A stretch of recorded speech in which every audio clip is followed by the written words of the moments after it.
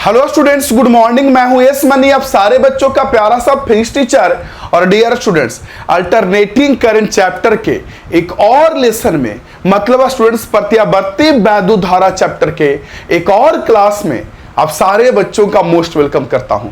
Students, आज तो पहले क्लास में हम लोग जो पीछे का क्लास किए हैं, विभिन्न प्रकार का प्रत्यावर्ती धारा परिपथ, जिसमें हमारा एलसी था, एलसीआर था, अलग से एल था, अलग से सी था, अलग से आर था, आरएल था, आरसी था और पता नहीं क्या क्या था, एलसी सब के सब। तो सारे के सारे सर्किट्स का क्वेश्चंस करेंगे, जो आपके माइंड को धीरे धीरे धीरे धीरे इंप्रूव करेगा। हाँ अच्छा ऐसे, हाँ अच्छा ऐसे, और उसके बाद हम लोग क्लास को आगे बढ़ाएंगे। तो क्या मेरे सारे बच्चे आर यू रेडी?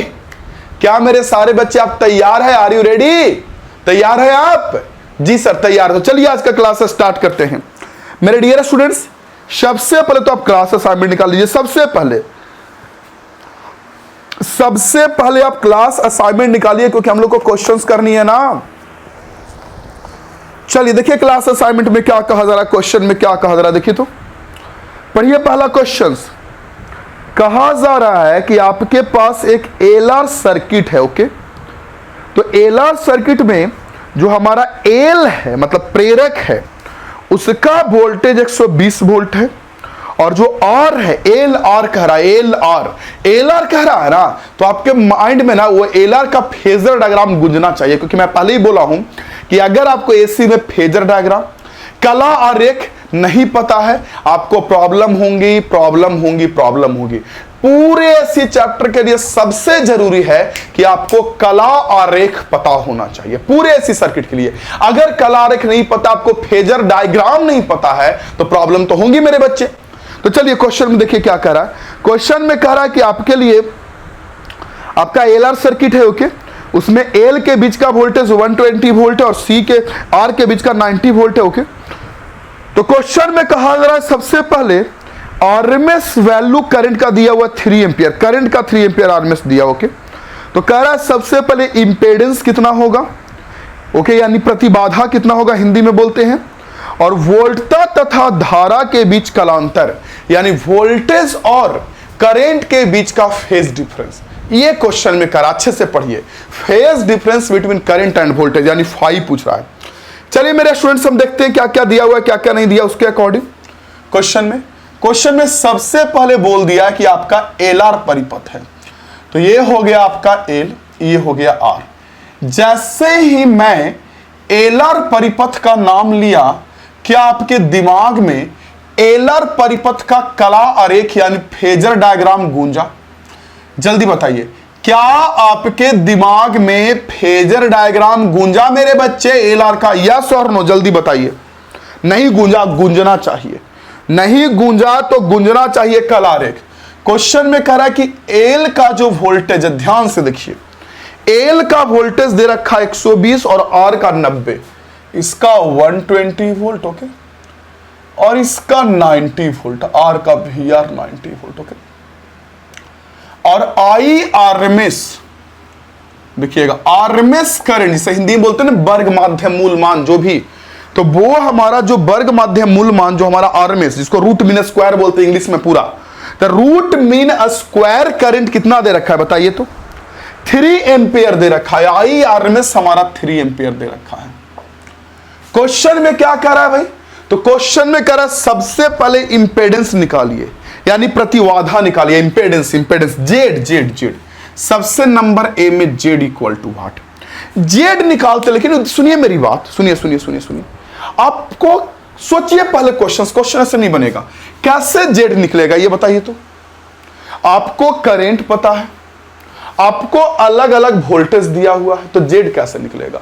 बड़ा आसान से भैया, मैं कह रहा हूं बड़ा आसान से भैया। कैसे? करंट पता है, टोटल वोल्टेज निकाल लीजिए। तो क्या मेरे बच्चे आपको ये नहीं पता है कि I equal to V by R होता है ऐसे अमूमन तौर पे, लेकिन यहां पे जेड होगा क्योंकि L और R दोनों है। जैसे L जो रुकावट उत्पन्न करता है उसको एक्सेल बोलते हैं, आर के कारण जो रुकावट उत्पन्न होता है करंट में, उसको तो हम लोग बोलते हैं रेजिस्टेंस आर बोलते हैं। लेकिन दोनों का जो नेट रुकावट होता है उसे जेड बोलते हैं। यस और नो? तो I equal to V by R आपका होता है ना, I equal to V by R. I question में कितना दे रखा है, देखिए क्वेश्चन में आपको आई की वैल्यू दे रखी है 3 एम्पियर, देख लीजिए। भी आपको टोटल निकालना पड़ेगा। 3 एम्पियर मतलब आई दिया तो आरएमएस करंट ही दिया, वोल्टेज भी निकलेगा आरएमएस ही, तो यहां से आप जेड निकाल लीजिएगा। तो यानी हमारा चाहत किसका है, टोटल वोल्टेज निकालने का। आई पता है टोटल वोल्टेज निकल जाएगा तो जेड निकल जाएगा। बस थोड़ा सा फॉर्मूला लिखने में सतर्कता बरतिएगा। क्या, अभी तक जब सिर्फ रजिस्टर था तो I equal to V by R वगैरह ये लिखते थे, वी बाई आर वगैरह, लेकिन अब आर से काम नहीं चलेगा बल्कि अब आपको जेड देना पड़ेगा। ओके, तो चलिए भी निकाल लीजिए। आई आरएमएस दे चुका है 3 एम्पियर, भी निकाल लीजिए। फेजर डायग्राम बनाइए फेजर डायग्राम, कलारेख बनाइएगा तो आपका काम हो जाएगा ना फेजर डायग्राम से। तो चलिए मेरे बच्चे मैं दिखाता हूं, देखिए क्वेश्चन में क्या कर रहा है, देखिए। ओके, आपको आई दिया हुआ है, आई मतलब आई ऐसे भी दिया रहता तो वो आरएमएस ही दिया रहता, आपको पता है। आई ऐसे भी कुछ भी नहीं बोलता तो आपको आरएमएस दिया रहता। तो बनाइए सबसे पहले फेजर डायग्राम बनेगा तो क्या होगा बताइए मुझे। ऊपर होगा VL जो कि आपको पता है, नीचे होगा VC जो कि आपको पता है, VL VC, इधर हो सॉरी VC तो है ही नहीं, ये तो और आसान हो गया। मैं LCR समझ रहा था, मैं समझा कि L C और R तीनों है, यहां तो सिर्फ L और R है तो और आसान आपके लिए हो गया।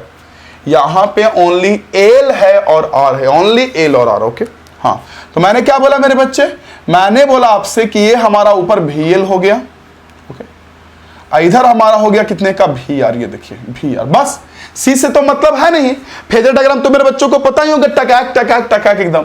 तो VL दिया 120 वोल्ट का और ये दिया है 90 वोल्ट का। तो सोचिए नेट वोल्टेज कैसे निकालिएगा, दोनों का वेक्टर रिजल्टेंट। तो आपको फार्मूला अगर रटा हुआ है तो फार्मूला रटा हुआ तो रटा हुआ पुट कर दीजिए, और अगर आपको फार्मूला नहीं रटा हुआ है तो कोई बात नहीं, आपके पास कॉन्सेप्ट है कि ऊपर VL इधर VR और LR में सिर्फ LR होता था, दोनों का नेट निकलेगा इसका स्क्वायर और इसका स्क्वायर। ओके, तो V नेट की जो वैल्यू आ जाएगी, देखिए मैं लिखता हूं, V नेट की जो वैल्यू आ जाएगी रूट अंडर VL का स्क्वायर प्लस VR का ये स्क्वायर। ये देखिए VL का स्क्वायर प्लस VR का स्क्वायर। VL का कितना होगा, देखिए V नेट नहीं पूछ रहा है जेड, लेकिन उसके लिए V आपको चाहिए ना, 120 का स्क्वायर प्लस 90 का स्क्वायर। निकाल लीजिए कितना आता है, 120 का स्क्वायर प्लस 90 का स्क्वायर निकालिएगा, रूट कीजिएगा तो कितने का आ जाएगा, 150 वोल्ट का, 150 वोल्ट। ये निकाल गया V नेट। तो आई की वैल्यू निकालूंगा तो V बाई जेड, तो आई 3 दे चुका है क्वेश्चन में, V हो गया 150 बाई जेड। यहां से अगर आप जेड निकालना चाहे तो निकाल सकते हैं इजी वे में। एक सेकंड, जेड की वैल्यू कितनी आएगी, 1 सेकंड, एक सेकंड। हाँ, यहां से हमारा आ गया ये 150 वोल्ट, यहां से जेड कितना आएगा 150 बाई 3, 150 बाई 3। और किनको किनको याद है कि जेड का यूनिट क्या होता है, जेड इंपेडेंस का, जो हमारा इंपेडेंस होता है, प्रतिबाधा होता है, उसका यूनिट क्या होता है, वही होता है। उसका यूनिट क्या होता है, वही होता है जो उसका होता है, सेम यूनिट होता है मेरे बच्चे। तो ये हो जाएगा हमारा कितना 50 ओम। रजिस्टर का, रिएक्टेंस का और इंपेडेंस का सबका यूनिट सेम ना होता है। बी नंबर में क्या कर रहा है, बी नंबर में देखिए, तो बी नंबर में इसी के बी नंबर में कह रहा है फेज डिफरेंस। ओहो, ये तो आसानी से निकल जाएगा, अलग से डायग्राम बना लीजिए, कोई दिक्कत नहीं।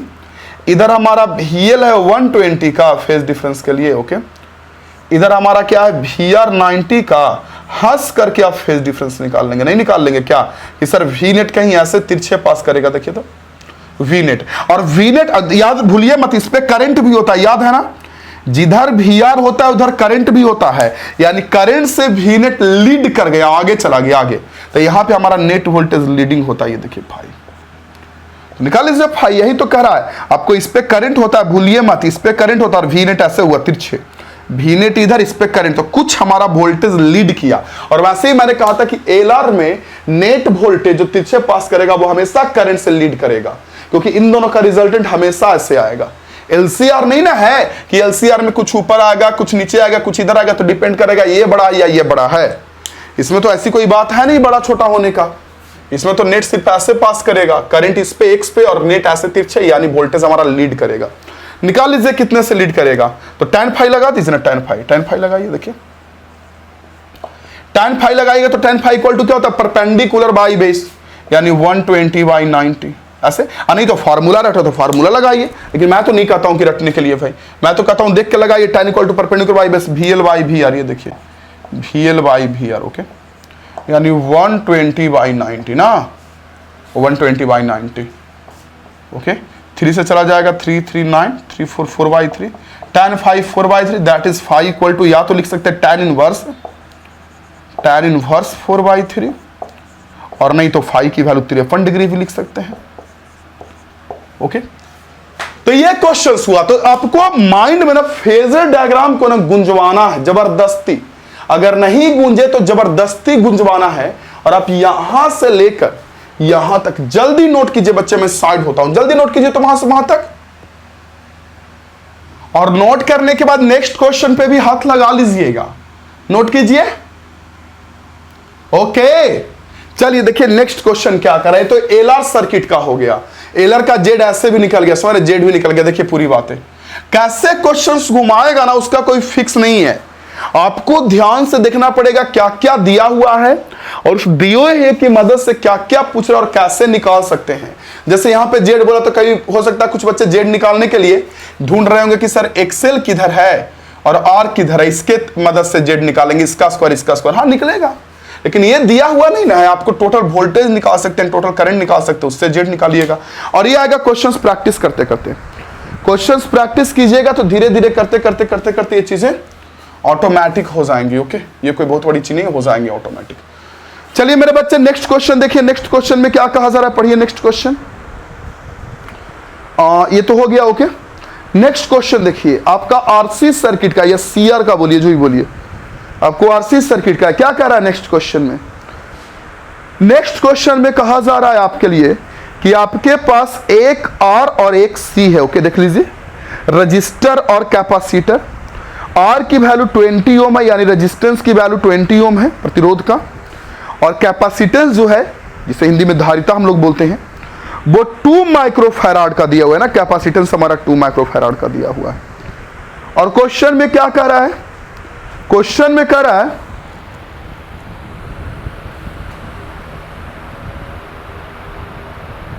सबसे पहले नंबर 1 में क्या कह रहा है, सबसे पहले नंबर 1 में, सबसे पहले नंबर 1 में कहा जा रहा है, ओके, क्वेश्चन में क्या कि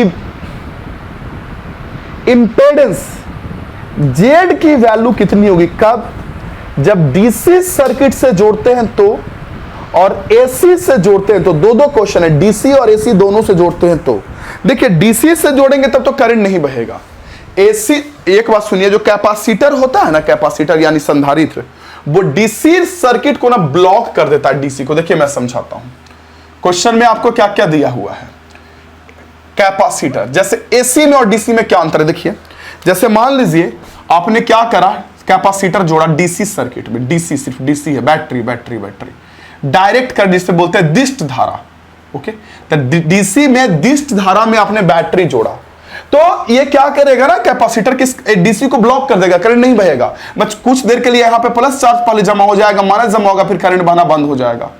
लेकिन डीसी में तो यही ना होता है, कैपेसिटर में कि कैपेसिटर के एक प्लेट पे प्लस जमा होगा, एक प्लेट पे माइनस, और करंट फ्लो करना हमारा स्टॉप हो जाएगा, मतलब आगे करंट हमारा फ्लो नहीं करेगा। ये होता है किसमें, कैपेसिटर में, मैं कह रहा हूं ये होता है किसमें, कैपेसिटर में, कि आगे करंट नहीं फ्लो होता डीसी के लिए, दिष्ट धारा के लिए। लेकिन जो एसी होता है ना, वो एसी करंट को कैपेसिटर ब्लॉक नहीं कर पाता। क्यों नहीं ब्लॉक कर पाता, देखिए अभी मान लीजिए एसी में इधर प्लस इधर माइनस है, ये तो पता है ना कि एसी का पोलैरिटी चेंज होता है, तो इधर प्लस इधर माइनस है, तो अभी इधर प्लस जमा होगा, इधर माइनस जमा होगा, और करंट बहेगा ऐसे, प्लस से माइनस की ओर करंट बहेगा ऐसे। लेकिन अगला ही क्षण आपको पता है इधर प्लस इधर माइनस हो जाएगा, तो अब करंट ऐसे बहेगा प्लस से माइनस, फिर अगला ही क्षण इधर प्लस इधर माइनस होगा, तब ऐसे करंट बहेगा प्लस से माइनस। मतलब इसमें क्या होगा, कभी करंट इधर से इधर, कभी करंट इधर से इधर, कभी करंट इधर से इधर, कभी करंट, मतलब कि जो एसी है ना, एसी को कैपेसिटर ब्लॉक नहीं कर पाता है, रोक नहीं पाता है। लेकिन डीसी में तो एक ही तरफ से ना ऐसे करंट बहेगा, कुछ देर के बाद यहां माइनस यहां प्लस जमा होके बात खत्म हो जाएगा, इलेक्ट्रॉन फ्लो होगा, कहने का सेंस इलेक्ट्रॉन फ्लो होगा तो करंट बहेगा, इलेक्ट्रॉन फ्लो होगा तो करंट बहेगा, और ये ब्लॉक हो जाएगा, वो ब्लॉक हो जाएगा, no doubt. DC current capacitor से ब्लॉक हो जाएगा। लेकिन एसी अपना पोलैरिटी बदलते रहता है ना, ध्रुवता प्लस इधर माइनस इधर, तो कभी इधर से इधर, कभी इधर से इधर, कभी इधर से इधर, कभी इधर से इधर। तो देखिए कह तो रहा है क्वेश्चन में कि कैपेसिटर है, ओके, देखिए कैपेसिटर है, और जब कैपेसिटर है, देखिएगा क्वेश्चन में कह तो रहा है कि आपका कैपेसिटर है, ओके, और कैपेसिटर का कैपेसिटेंस कितना दिया है पहले वो देख लीजिए, सी कितना दिया है, सी दिया है 2 माइक्रोफैराड। चलिए मैं लिख लेता हूं 2 माइक्रोफैराड सी की वैल्यू। और आर कितनी दे रखी है यार, देखिए आर दे रखा है आपको 20 ओम, ओके 20 ओम। कह रहा है पहले डीसी सर्किट से जोड़े, डीसी से, देखिए डीसी से जोड़िएगा ना तो इंपेडेंस का वैल्यू इंफिनिटी होगा। इंपेडेंस एक तरीके से क्या होता है, रेजिस्टेंस नहीं, और डीसी जोड़िएगा तो आपको भी पता है कि करंट उरेंट तो बहने वाला है नहीं। पहला क्वेश्चन का सॉल्यूशन यहां करता हूं, इसे नोट कर लिए तो सोचिए ना, जब डीसी जोड़ेंगे तो करंट बहेगा कि नहीं, बताइए नहीं बहेगा। क्यों? क्योंकि बस कुछ सेल देर के लिए यहां प्लस यहां माइनस जमा होके इधर प्लस इधर माइनस, इधर भी प्लस है। कैपेसिटर में अगर बैटरी का मान लीजिए इधर प्लस है तो इधर प्लस है तो इधर प्लस जमा होगा, इधर माइनस तो माइनस जमा होगा और रुक जाएगा, करंट मतलब बहना बंद हो जाएगा, तुरंत फुल्ली चार्ज हो जाएगा कैपेसिटर, जो होता है चार्ज, तुरंत कैपेसिटर चार्ज हो जाएगा और चार्ज होने के बाद करंट बहना बंद हो जाएगा डीसी में। तो डीसी को ना, डीसी को कैपेसिटर ब्लॉक कर देता है, यानी डीसी जब सर्किट है, मैं लिखता हूं नंबर में, व्हेन, हिंदी में भी लिख दूंगा, व्हेन सर्किट इज डीसी, जब सर्किट हमारा डीसी हो, okay, then current wise circuit is zero. और करंट अगर जीरो है मतलब, करंट जीरो है इसका मतलब, जल्दी बोलिए, सर्किट से क्वेश्चन में कह रहा है कि इलेक्ट्रिक सर्किट से करंट की वैल्यू जीरो, इसका मतलब करंट की वैल्यू जीरो हुई, एक सेकंड, करंट की वैल्यू जीरो, इसका मतलब कि कहने को रेजिस्टेंस इंफिनिटी है।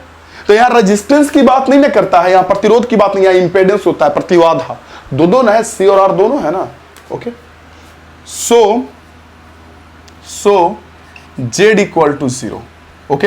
हिंदी में भी लिख सकते हैं, व्हेन सर्किट में लिखिए, ओके, देखिए जब परिपथ दिष्ट हो, ओके, ऐसे लिख सकते हैं हिंदी में भी, जब परिपथ दिष्ट हो, देखिए जब परिपथ दिष्ट हो, दिष्ट हो, तो जब परिपथ दिष्ट हो तो मतलब जब परिपथ में दिष्ट धारा जोड़ रही है, बैटरी जोड़े तो परिपथ से प्रवाहित वैद्युत धारा शून्य होगा। तो परिपथ से प्रवाहित वैद्युत धारा शून्य होगा, हिंदी में भी लिख सकते हैं। और वैद्युत धारा शून्य होगा तो बच्चे धारा शून्य होगा। और जब परिपथ से प्रवाहित वैद्युत धारा शून्य होगा, इसका मतलब जेड की वैल्यू कितनी हो जाएगी, जीरो। इंपेडेंस की वैल्यू जो हमारा है प्रतिबाधा, मतलब बहुत ज्यादा, जीरो नहीं, सॉरी, इन्फिनिटी, अनंत अनंत अनंत, इन्फिनिटी, बहुत ज्यादा, करंट एकदम नहीं बह रहा है, जीरो, मतलब रेजिस्टेंस इन्फिनिटी है। तो यहां रेजिस्टेंस नहीं बोलेंगे, इंपेडेंस बोलेंगे, ओके।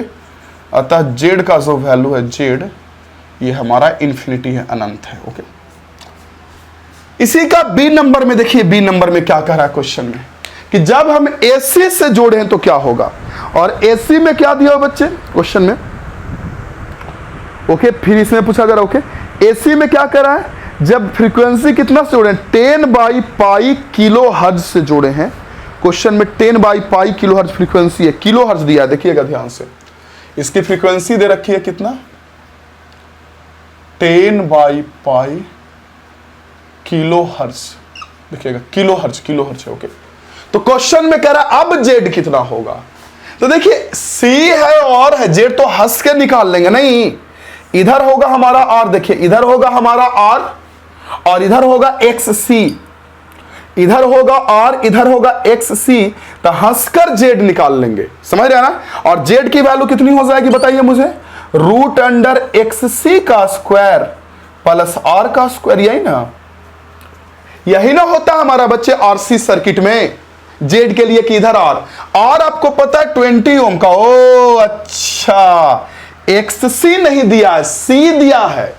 कुछ बच्चे जानते हैं गलती, जल्दी में क्या करेंगे कि यहां 20 रख लेंगे, यहां 2 रख लेंगे, 2 माइक्रो बना देंगे, जय सिया राम, उनका हो जाएगा गलत, उनका क्या हो जाएगा, जय सिया राम, गलत, सच में गलत हो जाएगा। तो हमको क्या करना पड़ेगा मेरे बच्चे, XC की वैल्यू निकालनी पड़ेगी पहले।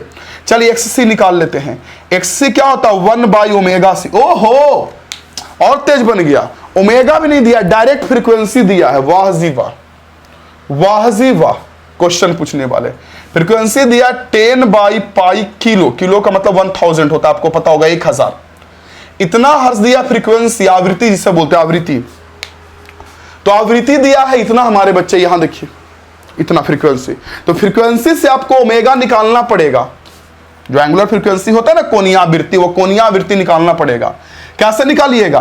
तो आपको पता है कि फ्रीक्वेंसी इक्वल टू ω/2π होता है, तो यहां से अगर ओमेगा निकालेंगे तो आ जाएगा फ्रीक्वेंसी इंटू 2π। फ्रीक्वेंसी कितना? 10/π इंटू 1000। हमारे इतना पापड़ क्यों बेलना पड़ रहा है? इंटू 2π, पाई से पाई कट जाएगा, सॉल्व करूंगा तो 1000 गुना 10, 10,000 दूनी 20,000, ये देखिए 20,000। बाप रे बाप, 20,000 ओमेगा हो गया, रेडियन पर सेकंड जिसका यूनिट होता है। तो ओमेगा हमारा 20,000 आ गया, देख रहे हैं। तो अब XC निकालेंगे। नहीं, होता क्या ना कि क्वेश्चन में जेड पूछ रहा है ना AC वाले केस में, तो बच्चा को लगता है सर R पता है, C पता है, फेजर डायग्राम पता है कि सर इधर R होता है, इधर XC, C का नीचे जाता है, L का ऊपर जाता है, L का ऊपर, लेकिन L तो है नहीं, तो इधर R इधर C, और पुट पाट करके बना लेगा। लेकिन वो XC पे ध्यान नहीं देगा कि यहाँ C नहीं यूज होता, XC याद ना आप लोग को। XC याद है ना बच्चे, रिएक्टेंस जो हमारा होता है, रिएक्टेंस जिसे बोलते हैं हम लोग हिंदी में बोलते हैं क्या? प्रतिघात, कैपेसिटिव रिएक्टेंस, धारतीय प्रतिघात, कैपेसिटिव रिएक्टेंस होता है ना, यहाँ पे C नहीं होता, कैपेसिटेंस नहीं होता। ओके, तो मेरे बच्चे ये आ गया। अब सॉल्व कीजिए, यहां से निकालिए XC की वैल्यू, अभी भी नहीं निकला है। XC निकालिए कि XC कितना होगा? 1/ωc। तो 1/ω की वैल्यू कितनी है? ओमेगा की वैल्यू हमारी है बच्चे, एक सेकंड, ओमेगा की वैल्यू 1/ω, ओमेगा, हाँ यहां देखिए मैंने निकाला 20,000, सॉरी 20,000, 20,000, ओके। और C की वैल्यू कितनी है? 2 माइक्रोफैराड, यानी 2 × 10⁻⁻6। वाह जी वाह। चलिए देखते हैं, 2 4 0 से पहले -6 जाएगा, कितना बचेगा? -2। 4 0 से -6 जाएगा, -2 बचेगा, हो गए। नीचे में कितना हुआ? 2 × 2 4, ऊपर जाके बन जाएगा 100, 100/4 कितना? 25 Ω। ये जो पूरा ब्रह्मांड है ना, ये XC का ब्रह्मांड है। पहला बार ऐसा क्वेश्चन आया जिसमें XC निकालना पड़ा। XL निकालने का क्वेश्चन देखे थे, यानी जो हमारा कैपेसिटर के कारण जो एक टाइप का रेजिस्टेंस उत्पन्न होता है, रुकावट उत्पन्न होता है, प्रतिरोध उत्पन्न होता है, वो हमको निकालना पड़ा 1/XC करके। तो 1/XC किए तो हमारा वैल्यू आ गया 25 Ω, नहीं ये 100 जाएगा, 100/2 × 2 4, तो 25 Ω। ओके, तो XC हमारा हो गया 25 का, ये देखिए 25 का। अब हंस कर निकाल लीजिए, ये 20 का, ये 25 का, तो कितना होगा? इक्वल टू √XC 25 का स्क्वायर प्लस 20 का स्क्वायर। जब आप इसे सॉल्व करके निकालेंगे 25 का स्क्वायर प्लस 20 का स्क्वायर, तब सॉल्व करने के बाद लगभग आंसर आ जाएगा 32.015 ओम। देखिएगा 32.015 ओम, ये हो जाएगा आंसर। मैं नीचे लिखता हूं 32.015, ये आंसर आ जाएगा मेरे बच्चे। देख रहे हैं ना, अगर आपसे फेज डिफरेंस पूछता तो वो भी निकाल सकते थे, कालांतर नहीं। जेड ऐसे पास करता तो angle tan φ equal to A by A 25 ये भी पूछ रहा है क्या? देख ही लेता हूं, ये पूछ रहा है। नहीं, ये नहीं पूछ रहा है क्वेश्चन में, ये नहीं पूछ रहा है क्वेश्चन। लेकिन अगर पूछता ये क्वेश्चन में कि तो आपको पता है कि जेड कहीं ऐसे जाता तो tan φ आप निकाल सकते। tan φ कितना होगा? 25/20, और वहां से करके आप निकाल सकते थे कि कितना आता है, लेकिन ये नहीं पूछ रहा। चलिए हटा देता हूं इसे। ठीक है बच्चे, तो क्वेश्चंस देखे, और इस बात को मेरे लिए याद रखिएगा, नोट में लिख लीजिए अपने कॉपी में, कहीं अपने कॉपी में लिख लीजिए कि जो हमारा कैपेसिटर होता है ना, वो डीसी को, मतलब दिष्ट धारा को ब्लॉक कर देता है, रोक देता है, दिष्ट धारा बहने नहीं देता है। एसी को देता है बहने कैपेसिटर, जो हमारा संधारित्र है कैपेसिटर है, वो एसी को बहने देता है, बट डीसी को नहीं बहने देता, डीसी को रोक देता है। ओके, तो अपने लैंग्वेज में कहीं लिख लीजिए। ओके, चलिए क्वेश्चन हो गया, इसे भी नोट कीजिए, फिर नेक्स्ट क्वेश्चन भी देखेंगे बच्चे। क्वेश्चन तो हम लोग को बहुत सारा देखना और बहुत सारा पढ़ना भी है, और बहुत दिल लगाकर पढ़े भी हैं, ये भी है, बहुत सारा देखना भी है। ओके, बहुत सारा देखे भी हैं और बहुत सारा पढ़ेंगे भी। तो चलिए बच्चे, इससे पहले नोट कीजिए, समझ में आ गया ना ये चीजें। और आपको दिया हुआ है XC हमको निकालना पड़ा, और XC होता है 1/ωc, और 1/ωc में C तो पता है आपको, ओमेगा नहीं पता है। और ओमेगा कैसे निकालेंगे? फ्रीक्वेंसी इंटू 2 पाई से ओमेगा निकालेंगे, फ्रीक्वेंसी इंटू 2 पाई से। फ्रीक्वेंसी पता है, ओमेगा पता, सब सॉल्व करके निकाल लीजिए। चलिए मैं साइड हटता हूं, बनाइए तो जल्दी से, और वहां तक नोट कीजिए, बनाइए, मैं साइड हटता हूं। ओके, चलिए मेरे बच्चे नोट कर लिए। तो नेक्स्ट क्वेश्चन देखिए, नेक्स्ट क्वेश्चन में क्या है, कह रहा है कि आपके पास कैपेसिटर है 10 माइक्रोफैराड का, ओके, 0.1 हेनरी का हमारे पास प्रेरक यानी इंडक्टर है, ओके, 0.1 हेनरी का इंडक्टर है, यानी सी दिया है और आपको एल दिया है, और 50 हर्ज 50 हर्ज के सर्किट से, परिपथ से, जो भी बोलिए, मैंने जोड़ा है उसको। तो नेट जेड पूछ रहा है, जेड की वैल्यू, जेड जेड जेड, ये तो आसानी से निकल जाएगा जी, हंस कर निकल जाएगा जी, ये तो इसमें तो और आसान होता है ना। चलिए कोई बात नहीं, एक सी है और एक एल है, मैं फिगर थोड़ा साफ करता हूं इसको। एक सी है और एक एल है, देखिए एल। क्वेश्चन में फ्रीक्वेंसी कितनी दे रखी है? 50 हर्ट्ज दे रखा है क्वेश्चन में, देखिए इजी इजी सा क्वेश्चन है। अगर आपको फेजर डायग्राम पता है ना तो सारा दिल खुश हो जाएगा। बस सोचिए कि सिर्फ सी और आर है तो किधर किधर डायग्राम बनेगा, सोचिए, सिर्फ सी और आर है। तो क्वेश्चन में सी की वैल्यू कितनी रखी है? क्वेश्चन में सी की वैल्यू रखी है कितना? 10 माइक्रोफैराड, 10 2 नहीं 10, सी की वैल्यू रखी है 10 माइक्रोफैराड, ओके। और सी के बाद क्वेश्चन में दे रखा है एल 1 हेनरी, इंडक्टेंस दे चुका है एल 1 हेनरी।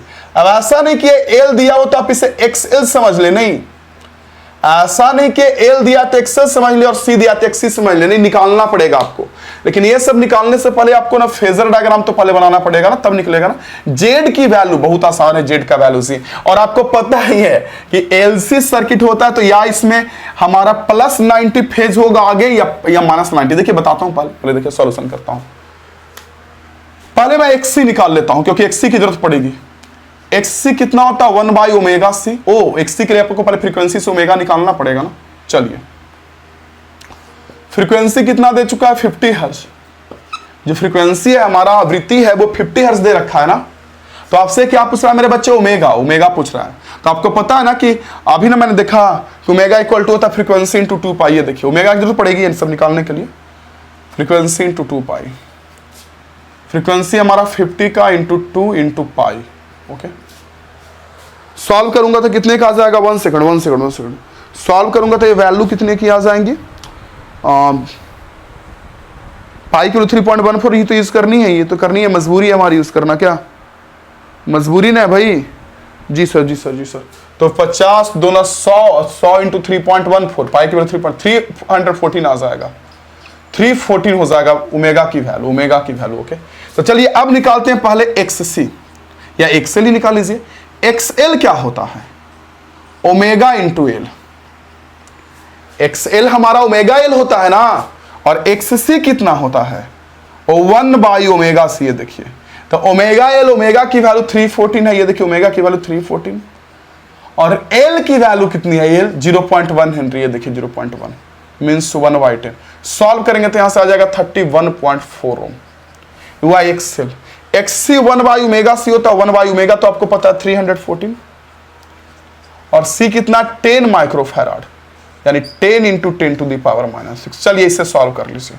सॉल्व कीजिएगा तो देखिए तो बच्चे, पहली बात क्या हो जाएगा, यहां से सॉल्व कीजिएगा तो आपको 1/314 10, ये तो चला जाएगा तो बन जाएगा 10⁻⁻5, ऊपर जाके बन जाएगा ऊपर +5, ओके।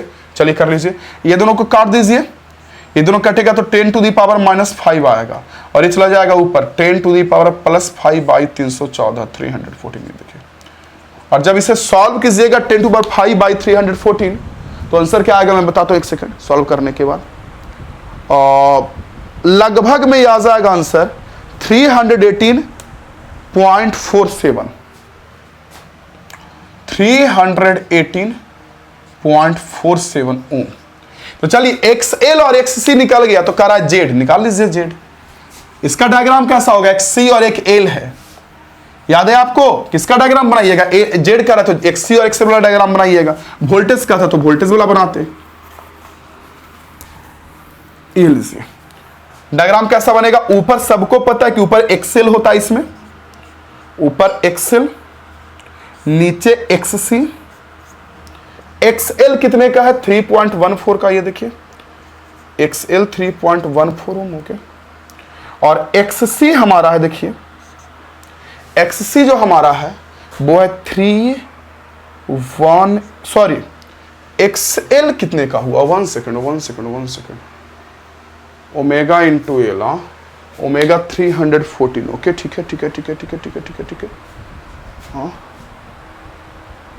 मैंने कहीं गलती करा क्या? एल ओमेगा, ठीक है। एल ओमेगा सॉल्व करूंगा तो फ्रीक्वेंसी अगर 50 हर्ट्ज है, 1 सेकंड मेरे बच्चे, एक सेकंड।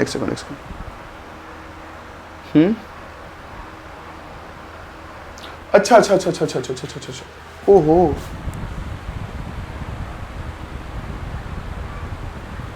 एल की वैल्यू क्वेश्चन में कितनी दे रखी है? 1 हेनरी।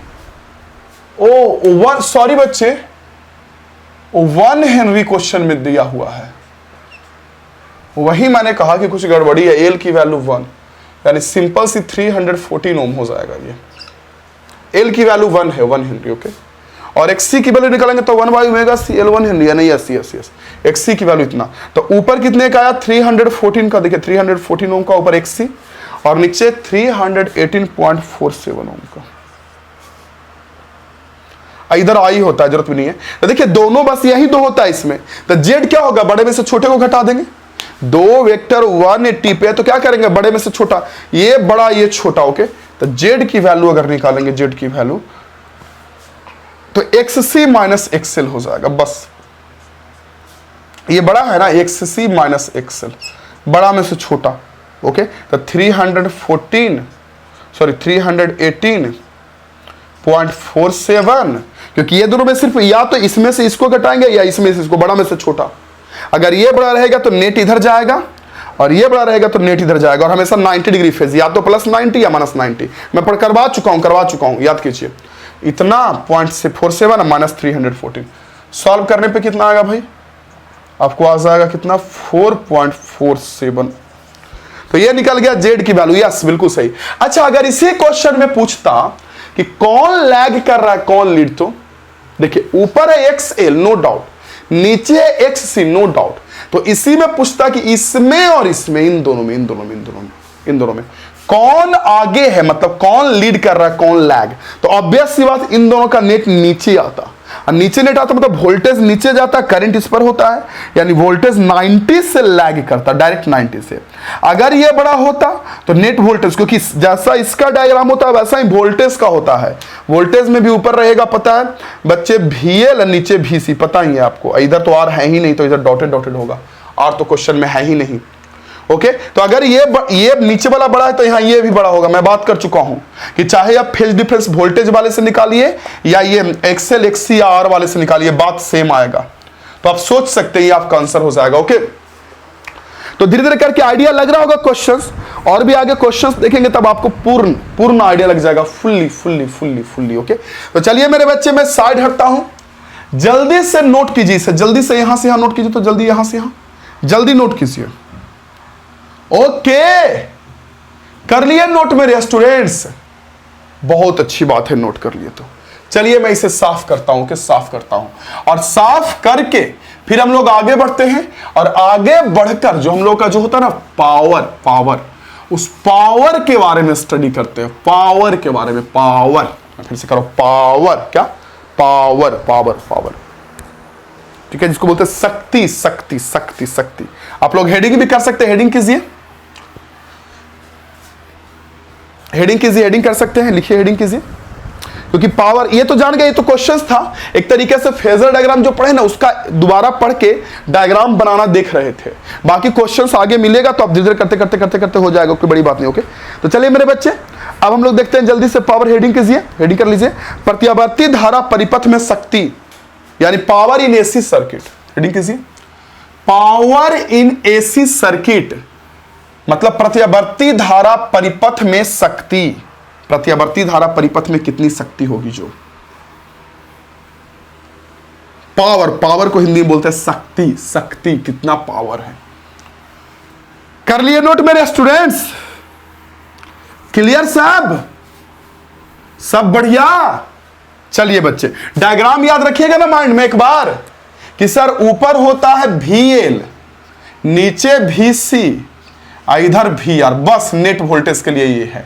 या ऊपर XL, नीचे XC इधर R, बस XL का वैल्यू ओमेगा L होता है और XC की वैल्यू 1/ओमेगा C होती है, इधर हमारा R हो गया। बस बस बस बस इतना होता है। ओके, और ध्यान रखिएगा कि जाने अनजाने में इधर करंट होता है, इधर करंट। बाकी अगर मान लीजिए तीनों है तो तीनों यूज कीजिएगा, जैसे VL VR रहेगा तो ये दोनों यूज करेंगे, VR VC रहेगा तो ये दोनों यूज करेंगे, और हमारा अगर मान लीजिए VC VL रहेगा तो ये दोनों, बस ये दोनों यूज करेंगे। तो डिपेंड करता है क्वेश्चंस पे, और नेट वेक्टर के जैसा देख देख कर निकालिएगा। तो ये बात अगर माइंड में मतलब सेट कर लिए तो आपके लिए सारा इजी हो जाएगा।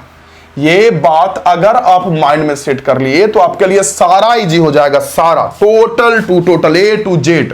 चलिए स्टूडेंट्स कर लीजिए हेडिंग जल्दी से, मेरे बच्चे हेडिंग कर लीजिए जल्दी से। पावर के बारे में हम लोग पावर पढ़ेंगे। मैंने क्या बोला कि हेडिंग आपको करनी है मेरे बच्चे, हेडिंग आपको करनी है प्रत्यावर्ती धारा परिपथ में शक्ति। प्रत्यावर्ती धारा परिपथ, प्रत्यावर्ती धारा परिपथ में शक्ति। ये देखिए, धारा परिपथ में शक्ति, पावर को हिंदी में बोलते हैं शक्ति। ओके, इंग्लिश वाले बच्चे क्या हेडिंग करेंगे? इंग्लिश वाले बच्चे को हेडिंग क्या करना है? Power in AC circuit. जो इंग्लिश मीडियम से पढ़ते हैं, इंग्लिश के लिए जो है पावर इन एसी सर्किट। चलिए मेरे स्टूडेंट समझिए मेरी बात को, हम लोग बात करने वाले हैं पावर का। Okay, power in AC circuit, असली हम लोग को देखना है पावर इन एसी सर्किट। देखिए मेरे बच्चे, पहले मुझे यह बताइए कि जब आप मुझसे डीसी करंट पढ़ रहे थे, जब डायरेक्ट करंट पढ़ रहे थे, जो बैटरी के कारण बहता है डीसी करंट, डायरेक्ट करंट, दिष्ट धारा जिसे बोलते हैं, तो उस समय मुझसे पढ़े थे आप पावर। आपको याद होगा, क्योंकि पहले मैं समझाना चाहूंगा फिर मैं आपको बताना चाहूंगा। उस समय क्या था? उस समय था कि सर्किट में आपका रजिस्टर था और आप यहां पे बैटरी जोड़ रखे थे। मैं थोड़ा सा पहले समझा दूं। और तब जो हमारा पावर आया था मेरे बच्चे, तब जो हमारा पावर पी आया था, वो आपको याद होगा, आपका था मेरे बच्चे V² R या I² R या V × I। याद कीजिए, पावर यही निकला था, V × I बोल लीजिए या V² R बोल लीजिए या I² R कर लीजिए। यही आपका पावर आया था मेरे बच्चे, मेरे आया था। मैं इसे साफ करता हूं, अभी मैं इसे साफ करता हूं और मेरे लिए आपको ये मैं फॉर्मूला रखता हूं V × I। अगर आपको याद होगा तो, और नहीं याद है तो याद कीजिए क्या, कि जब मेरे बच्चे मैंने आपको पढ़ाया था डीसी सर्किट बैटरी वाला, तो उस समय पावर का फॉर्मूला हमारा V × I आया था। लेकिन जब एसी में जोड़ते हैं ना मेरे बच्चे, एसी, तो V × I, देखिए आप क्या दिमाग लगा सकते हैं, पहले मेरी बात सुनिए कि पावर आएगा क्या, मैं प्रूव कर दूंगा, अभी टेंशन मत लीजिए, वो तो मेरा काम है। आप ज्यादा से ज्यादा क्या सोच सकते हैं बताइए? तो आप ये सोचिएगा कि सर मनीष सर, हमारा डीसी में पावर था V × I, यानी वोल्टेज इंटू करंट, वोल्टेज गुना करंट, ये था पावर। तो यहां अगर पावर निकालेंगे सर, तो सर वोल्टेज तो डायरेक्टली नहीं लेंगे सर, क्योंकि वोल्टेज कंटिन्यूअसली चेंज होता है, लगातार बदलता है, करंट भी लगातार बदलता है। लेकिन सर आपने मुझे एक बात कहा था, बोलिएगा सर, आपने मुझे कहा था क्या, कि सर यश मनीष सर, जो हमारा वोल्टेज होता है एसी में, वो रियली में आरएमएस वोल्टेज होता है। याद कीजिए। तो आप मुझे बोलिएगा कि सर आपने मुझे कहा था कि एसी में जो वोल्टेज वगैरह लिखा रहता है वो सब आरएमएस लिखा रहता है, या करंट वगैरह जो लिखा रहता है वो सब के सब आरएमएस लिखा रहता है। तो सर यहां पावर में बहुत क्या करेंगे, दिमाग लगाएंगे, तो ये कर सकते हैं, V के जगह पर V आरएमएस लिख देंगे, करंट I की जगह पर I आरएमएस लिख देंगे। अगर बच्चे आप ऐसा सोच रहे हैं तो आपके लिए ताली, आपके लिए ताली। मैं फिर से रिपीट कर रहा हूं, सुनिए मेरी बात। आप बैटरी वाले कंडीशन में जहां दिष्ट धारा डायरेक्ट करंट फ्लो होता था बैटरी में, और वहां आपको पता है कि पावर होता है voltage into current, V × I। आप मुझसे पढ़े हैं, लेकिन आप कहिएगा सर कि एसी वाले में क्या होगा, बस जो वोल्टेज V है ना सर, उसके जगह पर V आरएमएस लेंगे सर, और I के जगह पर आरएमएस लेंगे, क्योंकि आपसे मनी सर पढ़ते पढ़ते एक बात तो क्लियर हो गया है सर, कि रियली में यहां आरएमएस काम करता है एसी में। लेकिन बच्चे देखिए इतना सोचे तो आपको सैल्यूट, बट ये भी गलत है। ये सही तब है जब सर्किट में सिर्फ रजिस्टर हो, क्योंकि रजिस्टर के अलावा जब आपका इंडक्टर होगा, कैपेसिटर होगा, तो आपको पता है कि लैगिंग लीडिंग होने लगेगा। कोई आगे भाग जाएगा करंट वोल्टेज में, कोई पीछे रह जाएगा। तो उसके कारण यहां एक और टर्म आता है कॉस फाई। मैं सब बताता हूं, सुनिए ना, मैं प्रूव भी करूंगा अभी। तो एसी में जो पावर आता है ना, वो आता है V RMS into I RMS into cos phi. जैसे डीसी में power V equal to I होता था, यहां पर उसके जगह पर V की जगह पर वी आरएमएस, आई के जगह पर आरएमएस आई आरएमएस ले लेगा, और कॉस फाई एक एक्स्ट्रा होगा। फिर बोलिएगा कि सर सिर्फ V इंटू आई से काम नहीं चलेगा। चलेगा, लेकिन कब? जब सिर्फ रजिस्टर रहेगा तब। अगर रजिस्टर के अलावा इंडक्टर आ गया, यानी कहने का मतलब जो हमारा इंडक्टर होता है प्रेरक, वो आ गया, कैपेसिटर आ गया, कैपेसिटर संधारित्र जिसे बोलते हैं, वो आ गया, तो अगर ये सब आ जाएगा मेरे बच्चे, तब पूरा गड़बड़ हो जाएगा, कॉस फाइव लाना पड़ेगा। तो चलिए मैं इसे साफ करता हूं। रिजल्ट मेरे बच्चों को पता है क्या कि सर यहां जो पावर आएगा, रिजल्ट मेरे बच्चों को पता है क्या कि इसमें सर जो यहां पावर आएगा वो पावर की वैल्यू हो जाएगी हमारा कितना भाई? तो V RMS into I RMS into cos five. अब इसी को प्रूव करना है मेरे बच्चे। चलिए मैं साफ करके पूरा कंप्लीटली पावर का वैल्यू प्रूव कर देता हूं। ओके, बहुत लंबा चौड़ा कैलकुलेशन है। जितना लंबा चौड़ा कैलकुलेशन उतना ही बड़ा इंटीग्रेशन सब यूज होगा, तो आपको थोड़ा सा हार्ड लगेगा, लेकिन फिर भी समझिए मेरी बातों को। पहली बात तो मैं टीचर हूं, तो मैं तो डेरिवेशन करवाऊंगा कि कैसे आया वो, मैं प्रूव करवाऊंगा, मैं सिद्ध करूंगा ना कि वो कैसे आया पावर का formula V RMS into I RMS into cos five. दूसरा कि डेरिवेशन जो होता है ना प्रूव करने वाला, वो पहली बार में हार्ड लगता है, लेकिन जब एक दो बार रिपीट कर लेंगे ना तो इजी लगने लगेगा आपको। तो ये आपके हार्डवर्क पे डिपेंड करता है कि आप कितना हार्डवर्क करते हैं। चलिए हेडिंग कर लिए। चलिए मेरे बच्चे हेडिंग कर लिए तो बहुत अच्छी बात है, बहुत अच्छी बात है, बहुत अच्छी बात है।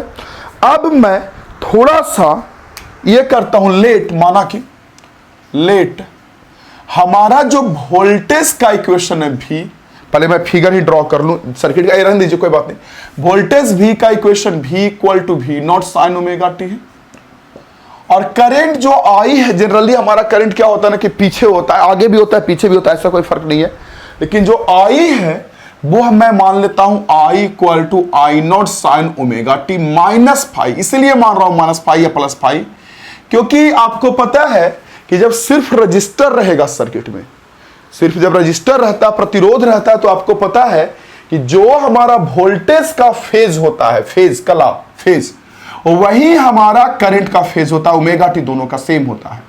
लेकिन जब मेरे बच्चे इसमें रजिस्टर के अलावा कोई और डिवाइस आता है, तो कोई आगे कोई पीछे होने लगता है, आपको पता है अग्रगामी पक्षगामी लैगिंग लीडिंग होने लगता है। ओके, तो जब लैगिंग लीडिंग होने लगता है बच्चे, तो मैं मान लिया कि वोल्टेज हमारा V equal to V nought sine omega t है, और करंट हमारा I equal to I nought sine omega T minus five. Okay, तो अगर मैं पावर, देखिए मैं पावर कैसे निकालूंगा, सुनिए मेरी बात, बड़ा अजब तरीका है पावर निकालने का। अगर मैं सच बोलूं ना तो हर जगह पर सर्किट का पावर बदलते रहता है। क्या बोले सर? यस, मैं अगर सच बोलूं तो हर जगह पे सर्किट का पावर बदलता रहता है। क्यों? क्योंकि हर पॉइंट्स पे क्षण क्षण पल पल एसी में वोल्टेज भी बदलेगा और करंट भी बदलेगा, और आपको तो पता है कि पावर वोल्टेज इनटू करंट होता है। तो हम एक काम करेंगे, क्या करेंगे सुनिए, पहले इंस्टैंटेनियस पावर का वैल्यू निकाल लेते हैं, जिसको हम लोग बोलते हैं तात्क्षणिक शक्ति। इंस्टैंटेनियस, इंस्टैंटेनियस, हर एक जगह पे, हर एक क्षण पे पावर, और फिर उस पावर को क्या करेंगे, इंटीग्रेट करके और फिर टी से डिवाइड कर देंगे, जैसे हम लोग आरएमएस में निकाले थे। नहीं समझे? चलिए पहले मैं बनाता हूं, समझ में आएगा। वेट कीजिए, पहले वेट कीजिए, वेट कीजिए, वेट कीजिए। ओके, तो सबसे पहले मैं निकालता हूं मेरे बच्चे इंस्टैंटेनियस पावर, पूरा नाम लिख लीजिएगा इंस्टैंटेनियस पावर का, जिसे बोलते हैं तात्क्षणिक शक्ति। तो अगर आप तात्क्षणिक शक्ति निकालेंगे, इंस्टैंटेनियस पावर P निकालेंगे, आपको पता है, मुझे पता है, हम सबको पता है कि P का वैल्यू कितना होगा, वोल्टेज इंटू करंट। वोल्टेज हर जगह बदल रहा है, करंट बदल रहा है, तो हर जगह पे पावर ही बदलेगा। तो वोल्टेज का फार्मूला V इक्वल टू कितना है, V nought sine omega T, equation यही है ना, और करंट का कितना है, I not sine omega T minus five. पहले मैं ये निकाल लेता हूं, इसको सॉल्व करने पहले टाइम लगेगा, पहले मैं इसको निकाल लेता हूं। ओके, इक्वल करूंगा तो एक काम करता हूं, देखिए V not into I not into sine omega t को एक साथ रखता हूं। देखिए V nought I nought sine omega t को एक साथ रखता हूं। भैया अच्छा डेरिवेशन है, बड़ा है और हार्ड है, प्रॉब्लम आपको होंगी, रिवीजन नहीं कीजिएगा तो V nought I nought sine omega t को एक साथ रखा। यहां क्या बच गया, sine omega T minus five, सब तो इंटू में ही है, तो साइन ए माइनस बी का यहां फॉर्मूला लग जाएगा। अगर आप मैथ से हैं तो आप साइन ए माइनस बी का फॉर्मूला आपको पता होगा। वैसे मैं बता दूं बच्चे को, पता और कि जो डेरिवेशन कर रहा हूं रिजल्ट पता है ना आपको, कि पावर आएगी V R M S into I R M S into cos five, result तो आपको पता है। लेकिन अगर आपको रिजल्ट पता है ना तो आपको डेरिवेशन कैसे हुआ उस पर ज्यादा फोकस नहीं करना है, आपको मेनली रिजल्ट से मतलब रखना है। लेकिन मैं टीचर हूं तो मैं तो करवाऊंगा, तो मैंने बोला आपको कि V not into I not into sine omega T into, देखिए sine omega T minus five, तो क्या हो गया ये साइन ए माइनस बी। और मुझे बताइए मेरे बच्चे की साइन ए माइनस बी क्या होता है, sign A cos B minus cos A sine B, यही ना होता है। चलिए तो मैं इसको अगर लिखूं बढ़िया से तो क्या लिख सकता हूं, एक सेकंड, इसको लिखूं साइन, इसको तोड़ू इसको तोड़ू इसको तोड़ू इसको तोड़ू, तो साइन ए की जगह पर ओमेगा टी साइन ए कॉस बी, बी की जगह पर फाइव है। मैथ्स में हल्का फल्का पढ़े होंगे, साइन ए माइनस बी साइन ए कॉस, साइन ए माइनस बी, ये ए का काम करेगा, ये बी का काम करेगा, तो साइन ए माइनस बी होता है sign A cos B minus cos A, एक second, cos A sine B. आपको हल्का फल्का शायद मेरे ख्याल से याद आ रहा होगा फॉर्मूला की होता है, अगर थोड़ा बहुत भी मैथ पढ़े हैं तो। अब इसमें इसको मल्टीप्लाई कर दीजिए, आपका काम पूरा का पूरा हो जाएगा। देखिए मल्टीप्लाई कीजिएगा मेरे बच्चे तो क्या हो जाएगा, देखिए ऐसे हो जाएगा आपका, देखिएगा ध्यान से, तो एक second, V nought I nought तो है, इसको मल्टीप्लाई कीजिए। जब आप उसको मल्टीप्लाई करते तो या तो डायरेक्ट ऐसे लिखे, जैसे मर्जी आपको वैसे लिखिए, ऐसे इसको मल्टीप्लाई कीजिएगा तो क्या हो जाएगा बताइए मुझे, साइन स्क्वायर ओमेगा टी, ये दोनों इंटू होके, okay, sign square omega T into cos five, हाँ या ना, यही ना आ जाएगा, sign square omega T into cos five, yes, minus minus. देखिए यहां पे प्रॉब्लम होगा, कैसे, ये इंटू इसमें होगा तो क्या आएगा बताइए, इंटू होगा तो sign omega T cos omega T, ये इंटू होगा तो sign omega T cos omega T into sign five. पहले इंस्टेंटेनियस तात्क्षणिक पावर निकाल लीजिए, तात्क्षणिक पावर, इंस्टेंटेनियस पावर, जो हर जगह पे पावर बदल रहा है, हर जगह पे इंस्टेंटेनियस है, इंस्टेंटेनियस पावर। ओके, तो देखिए बच्चे थोड़ा सा इसमें लगाना पड़ेगा आपको trigonometry. V not into I nought तो है, इसे वैसे ही छोड़ते हैं, अभी कोई बात नहीं, sign square omega T into cos five minus minus minus. अच्छा, ये आपको साइन ए कॉस, आपको लग रहा है कि साइन जितना एंगल ये कॉस उतना एंगल है। अगर दोनों को सॉल्व करें तो आपको अगर अच्छे से पता होगा तो इसको लिख सकते हो 1/2 साइन 2 थीटा। नहीं पता तो मैं बता दूं, साइन ए कॉस बी होता है 1/2 साइन 2 थीटा। तो साइन ए कॉस बी को अगर लिखेगा बढ़िया से तो 1/2। मैथ्स वाले बच्चों आपको बढ़िया से क्लियर होगा। अगर कोई बायोलॉजी से और ये सब नहीं जानते हैं तो कोई बात नहीं, आप यहां पे ये मानना है कि sine A into cos B होता है 1/2 साइन 2 थीटा, मतलब sine theta into cos theta, simple सा ये बोल सकते हैं, sine theta into cos theta होता है 1/2 साइन 2 थीटा, थीटा कितना ओमेगा टी। तो हो गया बच्चे 1/2 sine 2 omega T into sine 5, बस ये चीजें हो गई। मिस्टेक्स ना हो जाए इसलिए मैं बहुत सतर्कता से आप लोगों को पढ़ाता हूं ताकि कोई मिस्टेक ना हो जाए मेरे बच्चे। तो ये चीजें जो निकली, ये जो आप देख रहे हैं यहां पे स्क्रीन पे जो फुल्ली देख रहे हैं, ये मेरे डियर वाले स्टूडेंट्स आपको निकला इंस्टेंटेनियस पावर। आप चाहेंगे तो इस इंस्टेंटेनियस पावर को सुधार भी सकते हैं या इतना तक ही रहने दे सकते हैं, कोई फर्क उससे नहीं पड़ता। मैं फिर से कह रहा हूं, कोई फर्क उससे नहीं पड़ता है, नहीं पड़ता है, बातें सेम है, बातें सेम। ओके, हाँ, अगर और आप बढ़िया से लिखना चाहते हैं तो फाइव वाला को आगे लिख दीजिए ताकि कांस्टेंट आगे रहे तो अच्छा लगेगा। V nought I nought constant, omega t तो बदलते रहेगा ना, टी तो बदलते रहेगा तो ओमेगा टी बदलते रहेगा, लेकिन फाइव तो कांस्टेंट रहता है ना। वोल्टेज और करंट के बीच जितना, जैसे फेज है 30 डिग्री, फाई है 30 डिग्री, तो 30 डिग्री वो तो सेम रहेगा, V not into I nought. इसको इधर लाइएगा। मुझे पता है कि इसके बारे में बहुत सारे बच्चे शायद ये बोल दें कि सर समझ में नहीं आया, तो इसके बारे में ये नहीं बोलना कि समझ में नहीं आया, नहीं नहीं नहीं, आपको ये बोलना है कि सर पीछे का ना हमको नहीं पता ट्रिग्नोमेट्री, या ये बोलना है कि सर हमको इतना मेहनत नहीं करना है, हमको सिंपली रिजल्ट याद रखना, ये बोलना है। मैं अभी बोल दूं तो इसको V not into I nought बोलिएगा।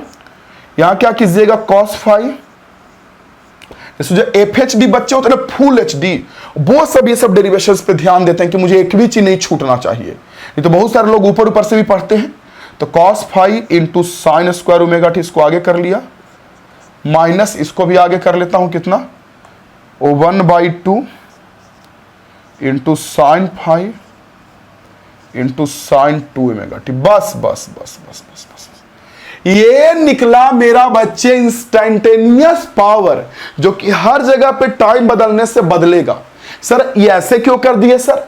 तो सुनिए मेरी बात, इतना तो मेरे बच्चे पढ़ने के बाद आपको क्लियर हो गया ना कि जब हमारा AC होता है तो उसमें हमारा वोल्टेज, उसमें हमारा करंट लगातार बदलता है, वोल्टेज करंट लगातार, तो पावर भी हर जगह बदलेगा। क्योंकि आप लोगों तो DC में पढ़ा ही है कि जो पावर होता है, हमारा शक्ति होता है, पावर होता है, वो V इंटू आई होता है। तो भी हर जगह बदलेगा, आई हर जगह पे बदलेगा, तो उसकी वजह से हमारा पावर भी हर जगह पे बदलेगा मेरे बच्चे। मैंने मेरी बात को, उसके ऊपर पावर भी बदलेगा। तो ये मैंने इंस्टेंटेनियस पावर निकाला। अब जब हमको टोटल पावर निकालना रहेगा तो देखिए क्या करूंगा, शो टोटल पावर के लिए तो क्या करेंगे कि इस पावर को ऐड इंटीग्रेट करके ना टोटल पावर निकाल के उतना से डिवाइड कर देंगे। देखिए कैसे करेंगे, सो एवरेज पावर ही बोल सकते हैं, सो सिंपली पावर ही बोल सकते हो। ओके, तो ऐसा कुछ लिखे, सो एवरेज पावर यानी औसत power, so average power for full cycle. देखिए फॉर फुल साइकिल यानी जो हमारा कहने का मतलब, देखिए मेरी बात समझिए, यहां जो हमारा AC ऐसे चलता है, AC तो AC में तो इतना समझ में आ गया कि यस मनी सर हर क्षण पे, हर एक पल पे पावर बदलते रहेगा, वोल्टेज और करंट बदलने के कारण हर एक क्षण, हर एक पल पे पावर बदलते रहेगा। लेकिन हमको यहां से लेके यहां तक फुल साइकिल के लिए पावर निकालनी है।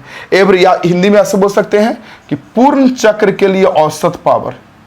ओके, पूर्ण चक्र, फुल साइकिल, पूर्ण चक्र के लिए आपको पता है कि यहां से यहां तक को एक वेव बोलते हैं। तो पूर्ण चक्र के लिए औसत शक्ति के लिए औसत शक्ति, औसत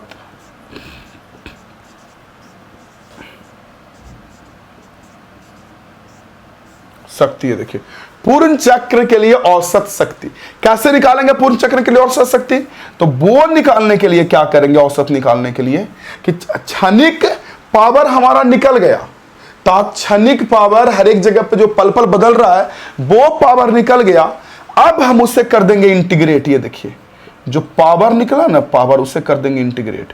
कहां से कहां? 0 से लेकर T तक, और जो आएगा उसमें फिर से कर देंगे T से डिवाइड। ये देखिए जो आएगा मेरे बच्चे उसमें कर देंगे हम फिर से T से डिवाइड, और हो जाएगा मेरा काम। ये देखिए 0 से लेकर T तक। ओके, तो ये हो जाएगा। आपको कुछ हल्का फल्का याद आ रहा है क्या? ये पावर निकालने की जो मैंने बात की आरएमएस के समय भी ऐसे ही निकाले थे।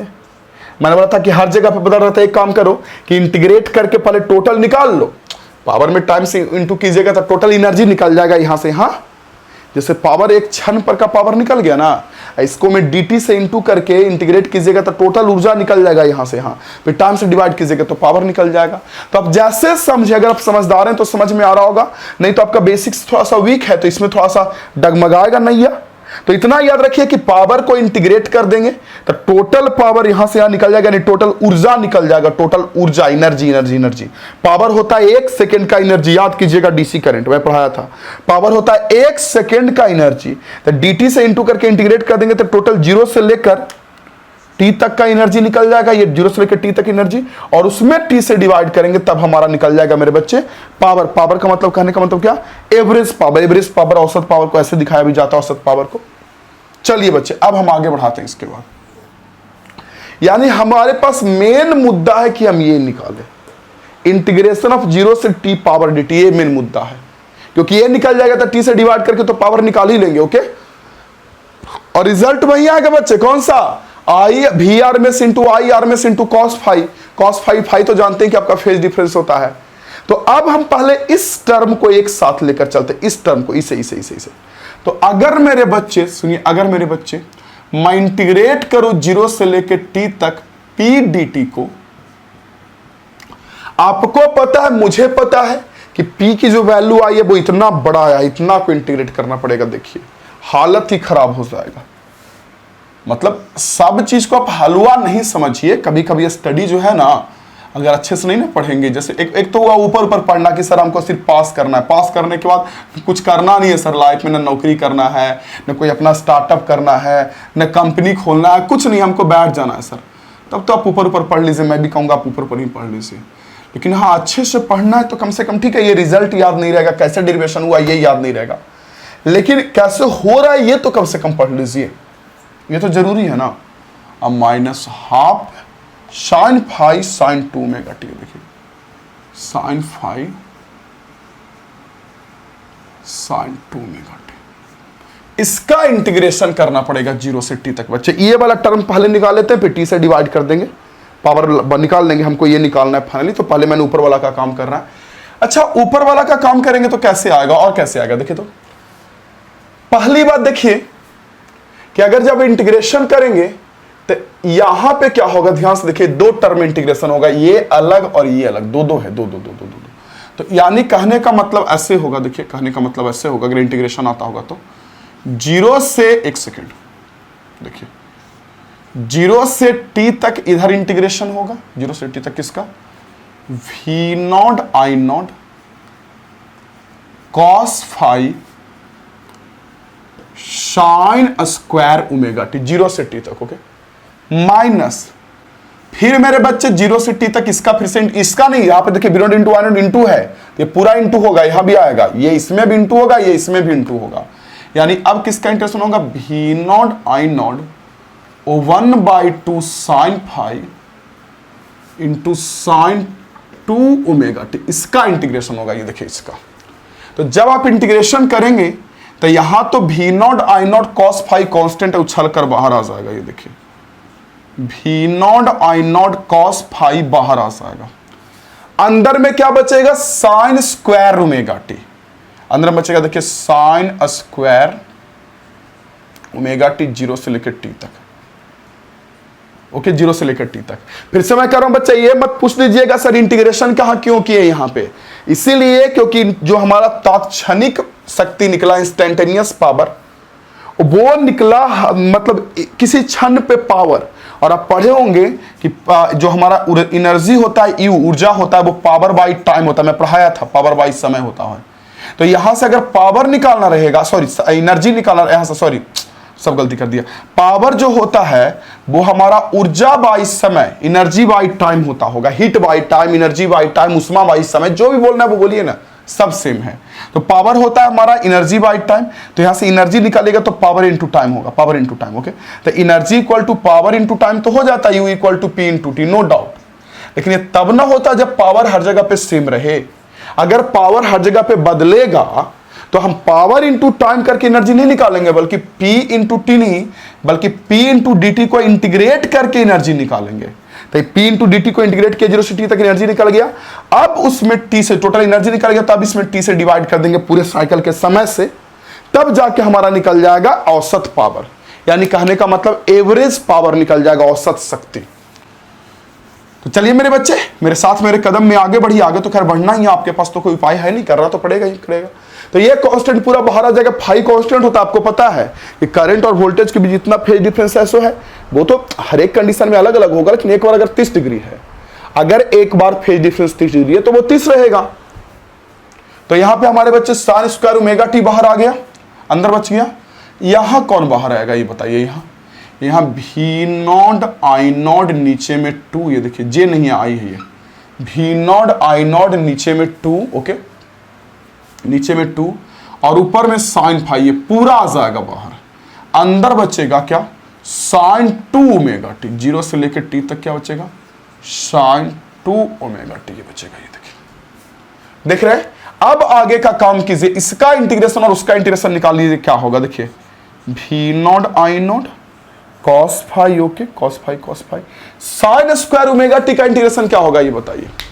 अगर आप पढ़े हैं तो या तो देखिए साइन स्क्वायर ओमेगा टी का इंटीग्रेशन एक तरीके से और होता है बच्चे, तोड़ के निकाला जाएगा आपको, या तो साइन स्क्वायर ओमेगा टी का इंटीग्रेशन तोड़ के निकालिए, आप पे डिपेंड करता है, तोड़कर निकालिए, और नहीं तो एक काम कर सकते हैं कि आप इसे डायरेक्टली वैल्यू भी पुट कर सकते हैं। ठीक है, इतना ही रहने दीजिए, छोड़िए इतना ही रहने दीजिए, यही रहने दीजिए, यही रहने दीजिए, छोड़िए इतना ही।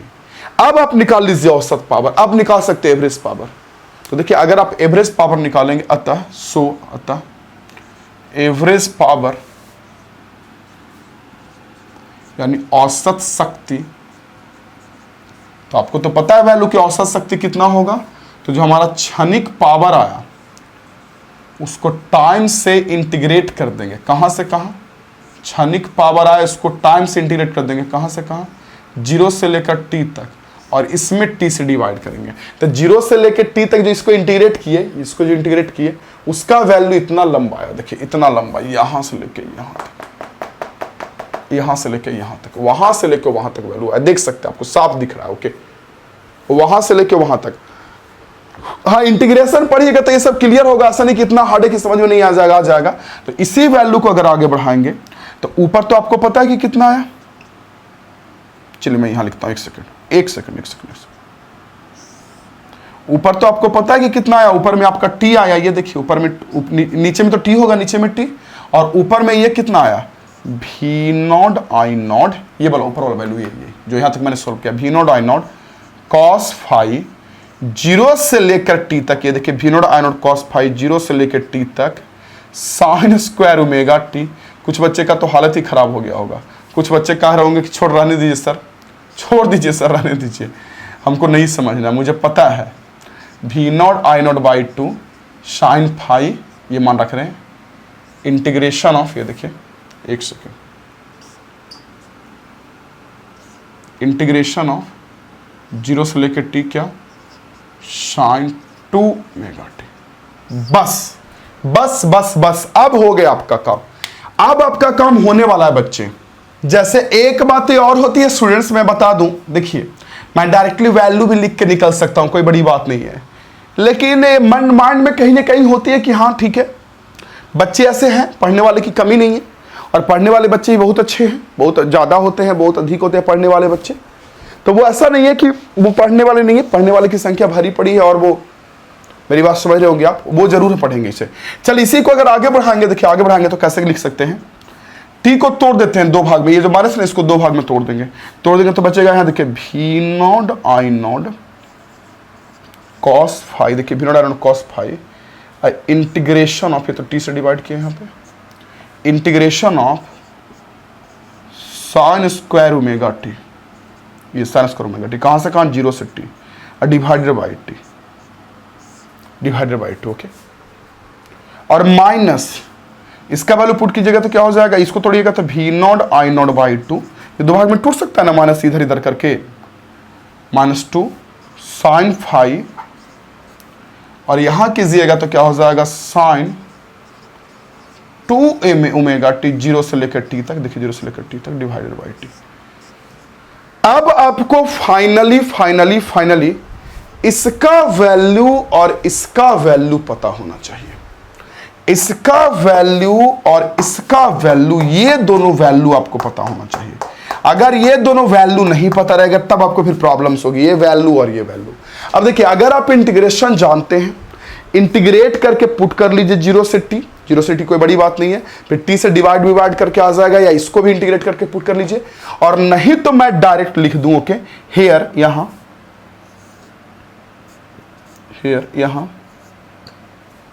फॉर फुल साइकिल, यहां फुल साइकिल के लिए, एक सेकंड, फुल साइकिल मतलब यहां से यहां 0 से लेकर t तक, फुल साइकिल मतलब 0 से लेकर t तक। ओके, तो हेयर फॉर फुल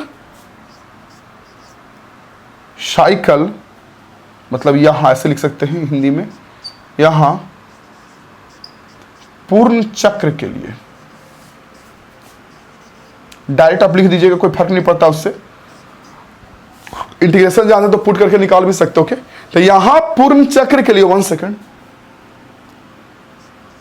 यहां पूर्ण चक्र के लिए इसकी जो वैल्यू हो जाएगी किसका, sign square omega t by t का जो वैल्यू आ जाएगा मेरे बच्चे, मैं कह रहा हूं यहां जो वैल्यू आ जाएगा किसका, sign square omega t by t का जो इंटीग्रेशन आपको दिख रहा है, यहां पे आप साफ साफ देख सकते हैं, आपको दिख रहा होगा, तो उसकी जो वैल्यू आ जाएगी डिवाइडेड बाई टी का, वो हाफ होता है, हाफ मतलब 1/2 होगा, 1/2 ये होगा हाफ, ये होता है हाफ, ओके।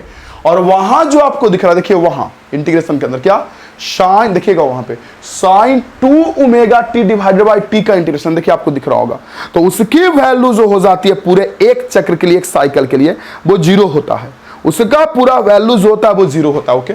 इंटीग्रेशन करेंगे तो भी 0 आ जाएगा, ये हाफ आ जाएगा, ये आ जाएगा 0, तो आप वो भी देख सकते हो। मैं यहां लिख देता हूं डायरेक्टली, ओके। यहां देखिए, यहां इसके लिए जो ये वैल्यू है कौन, 0 से t sine square omega t by t equal to half 1/2, okay, ये हो गया, ओके। और एंड ये जो वैल्यू आया कितना, इंटीग्रेशन ऑफ 0 से टी किसका, साइन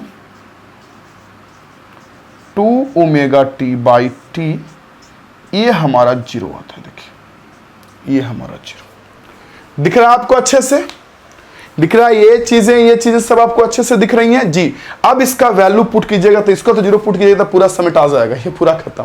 ये पहले भी यूज आ चुका है, आरएमएस के समय भी इंटीग्रेशन 0 आया, तो तभी भी पुट करके देखिएगा 0 आ जाएगा, तो पूरा का पूरा ये तो 0 आ जाएगा, इसका वैल्यू 1/2 होगा। यानी कहने का मतलब, अगर मैं ये इसको ब्रैकेट में लिख दीजिए तो फिर प्रॉब्लम होगी, इसको ब्रैकेट में लिख देता हूं, चलिए यहां से यहां ये चीज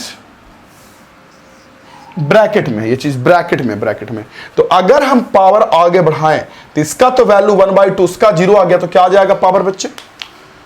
मुझे लगता है कि हम लोग को पहले लिख लेना चाहिए इतना ना, कितना बड़ा बड़ा इक्वेशंस पढ़ लिए, बाप रे, खाली इंटीग्रेशन, सिर्फ इंटीग्रेशन, देख रहे हैं ना, देख के लग रहा है कितना ज्यादा इक्वेशंस और कितना ज्यादा साइंटिस्ट बन गया, ऐसा लग रहा है, साइंटिस्ट जैसा फील आ रहा है। तो चलिए कोई बात नहीं, पहले हेडिंग कीजिए, हेडिंग कर लिए, प्रत्यावर्ती धारा परिपथ में शक्ति यानी power in AC circuit, heading किए। तो चलिए बच्चे हेडिंग किए, हेडिंग अगर कर लिए तो उसमें लिखिए, हेडिंग अगर कर लिए तो उसमें लिखिए, जल्दी से क्या लिखिएगा सुनिए, लिखिए उसमें, लिखिए we know that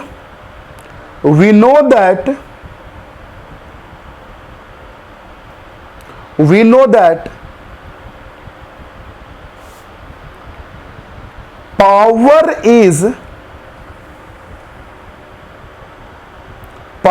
is rate of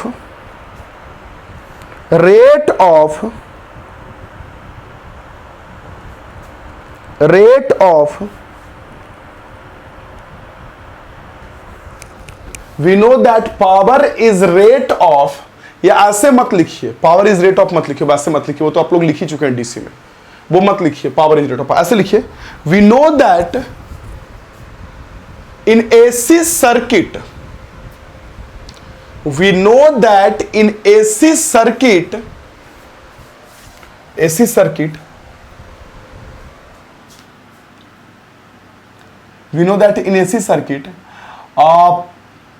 alternating voltage and alternating current continuously changes. We know that in AC circuit alternating voltage and alternating current continuously changes, मतलब लगातार बदलता है, ओके। so इसलिए so instantaneous power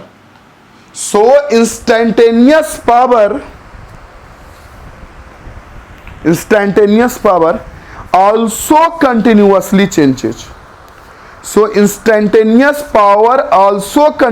changes. अगर instantaneous का spelling नहीं पता तो लिख सकते हैं, लिखिए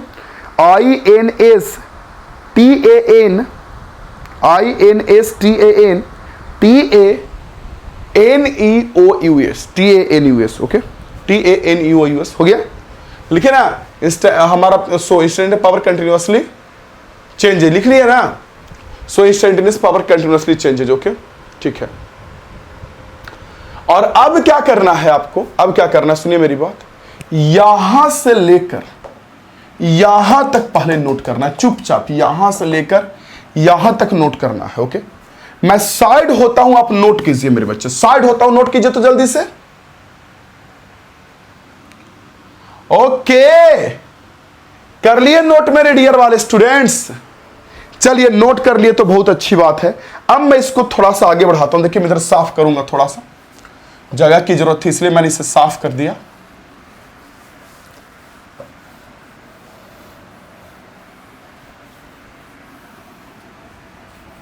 ये देखिए, तो अब कितना हमारा आएगा पावर, देखते हैं। देखिए पावर कितना आएगा मेरे बच्चे, कहां कहां कहां, हाँ यहां तक यहां तक यहां तक यहां तक। ओके, तो अगर आप पावर निकालेंगे, इसी को आगे बढ़ाएंगे इक्वल टू करके, इक्वल टू लिख के, तो इसका तो वैल्यू 1/2 हो गया।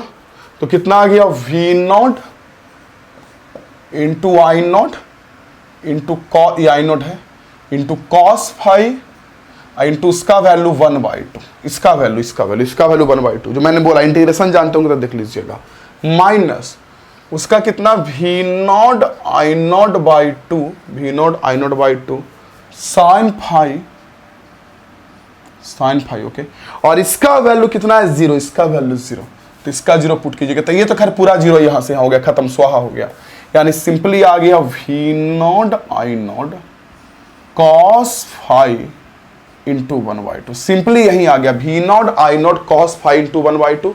अब जो नीचे में 2 है ना, देखिए मैंने क्या बोला था, मैंने बोला था कि पावर जो हमारा आएगा मेरे बच्चे, ऐसे आप लिख सकते हैं, इसको ऐसे लिख सकते हैं, V naught I naught by 2 into cos five. तो आप तो बोलेंगे कि सर एस मनी, तो आप तो कहते कि एस मनी सर आप तो कहे थे कि जो पावर आएगा वो VRMS IRMS ऐसे करके पावर आएगा सर, VRMS IRMS ऐसे करके आएगा।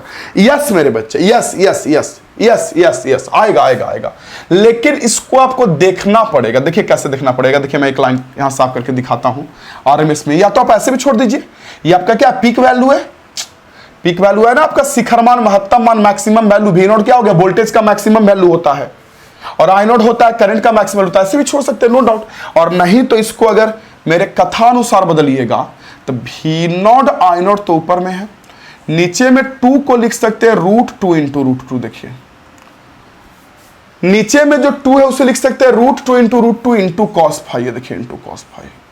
और जब आप इसे सॉल्व करेंगे, 1 सेकंड, जब आप इसे सॉल्व करेंगे तो सॉल्व करने के बाद वैल्यू आ जाएगी, सॉल्व करने के बाद कितना, V नॉट बाई √2। ये देखिए V not by √2 into I naught by √2। अब आपको दिख रहा होगा इंटू कॉस फाइव। बताइए मुझे V नॉट बाई √2 क्या होता है, VRMS होता है, या भूल गए क्या?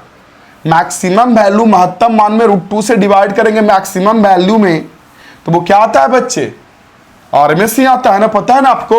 तो यानी आ गया कितना, भी बाप रे बाप, इतना बड़ा कैलकुलेशन के बाद हमारा पावर निकला। तो VRMS इंटू ये हो गया IRMS, एक second, VRMS into IRMS into cos five. देखिए इंटू कॉस फाइव।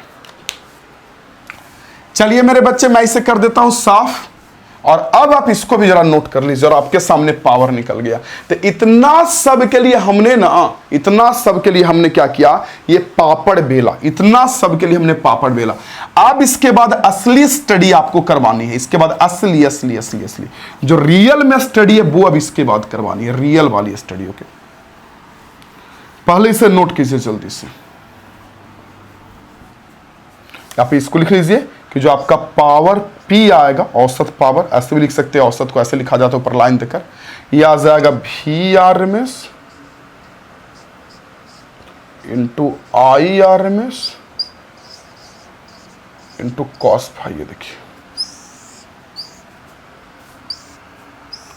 ये आ जाएगा औसत पावर, क्या आ जाएगा, VRMS into IRMS into cos five. Okay, तो अब चलिए मेरे बच्चे नोट कीजिए, उसे इधर मैं साफ कर देता हूं सबको।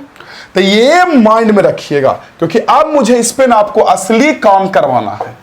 इतना तो डेरिवेशंस हो गया, इस पे मुझे अब असली काम करवाना है कि रियली में पावर कैसे कैसे काम कर रहा है, इस cos फाइव को क्या बोलते हैं, वगैरह वगैरह बहुत सारी चीजें।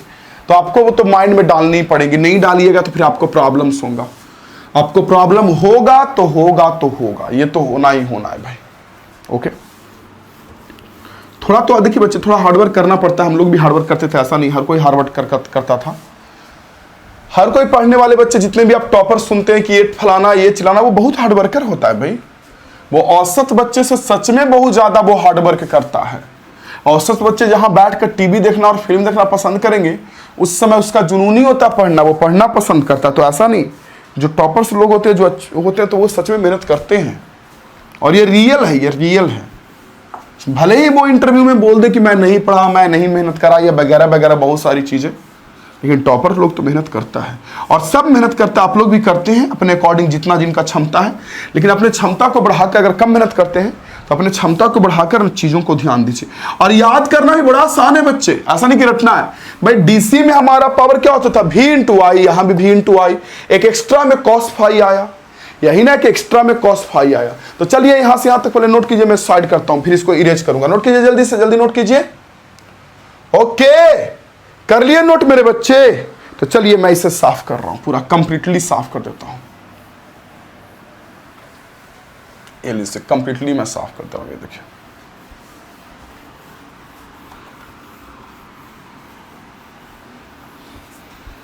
ये हो गया हमारा पूरा पावर का ब्रह्मांड। ये हो गया हमारा पूरा पावर का ब्रह्मांड। ओके ओके स्टूडेंट्स, तो ये चीजें क्लियर हो गई तो बहुत अच्छी बात है, बहुत अच्छी बात है, बहुत अच्छी बात है। ओके, अब इसके बाद मेरा बात सुनिए, क्या कि आपको जो पावर आया ना, V RMS इंटू आई RMS इंटू cos फाई, तो जो आपका cos फाई दिख रहा है ना, इससे हम लोग बोलते हैं पावर फैक्टर। जो cos फाई आपका दिख रहा है, इससे हम लोग बोलते हैं पावर फैक्टर, बोलते हैं पावर फैक्टर। इसलिए क्योंकि देखिए, सुनिए सुनिए सुनिए सुनिए सुनिए सुनिए सुनिए, आप सेम वोल्टेज लगाइए, सेम वोल्टेज लगाइए, लेकिन आप सोचिए कि अगर सिर्फ आप R जोड़ते हैं सर्किट में, सिर्फ आपका रेजिस्टेंस होता, ओनली रेजिस्टेंस आपका है, तो फाई कितना होगा, कितना होता है फेज डिफरेंस? ओनली रेजिस्टेंस पे जीरो। पढ़े ना बच्चे कि सिर्फ R रहेगा तो करंट भी इधर, वोल्टेज भी इधर, तो जीरो। तो उस समय देखिए सिर्फ रेजिस्टेंस रहेगा। सोचिए, मैं इस चीज को लिख ही देता हूं,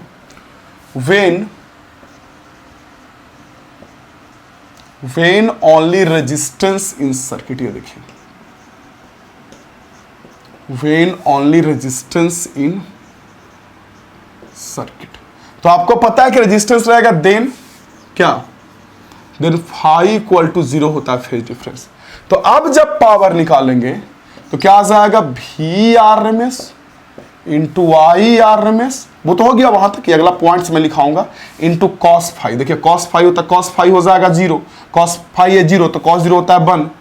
तो V RMS इंटू आई RMS इंटू cos जीरो की वैल्यू 1 होगी। देखिए इंटू cos जीरो की वैल्यू 1 हो जाएगी, यानी कहने का मतलब पावर कितना आ जाएगा, V RMS इंटू आई RMS। तो क्या मैं आपको कहा था और आपको याद है, क्या मैं आपको कहा था और आपको याद है कि जब सिर्फ रजिस्टर रहेगा तो पावर V RMS इंटू आई RMS आएगा, लेकिन अगर रजिस्टर के अलावा इंडक्टर आ गया, कैपेसिटर आ गया, तो उसमें cos फाई भी ऐड होगा। हल्का फल्का भी आपको याद है तो बोलिए कि यस सर याद है, याद है, याद है, याद है, याद है, याद है, याद है। चलिए याद है बच्चे, याद है तो बहुत अच्छी बात है, बहुत अच्छी बात है, बहुत अच्छी बात है। कि तो यहां जो बच्चे आपको cos फाई मिला ना, cos फाई, इस cos फाई को बोलते हैं पावर फैक्टर। क्योंकि देखिए, अगर मान लीजिए सर्किट में सिर्फ L है, inductor, only inductor, only inductor, तो अगर इंडक्टर तो फाई कितना होगा, 90, इंडक्टर तो फाई 90 होगा। तो यहां अगर मैं cos 90 पुट करूं, फाई 90 होने के बाद cos 90 पुट करूं, तो cos 90 की तो वैल्यू जीरो ना हो जाएगी। यहां मैं cos 90 पुट करूंगा तो cos 90 क्या होगा, जीरो, तो पावर उस समय जीरो हो जाएगा। यानी कहने का मतलब आपको ऐसा लग रहा है कि रियली में हमारा ये जो cos फाई है, रियली में सुनिए, रियली में जो हमारा cos फाई है, यही डिसाइड करता है कि पावर कितना आएगा।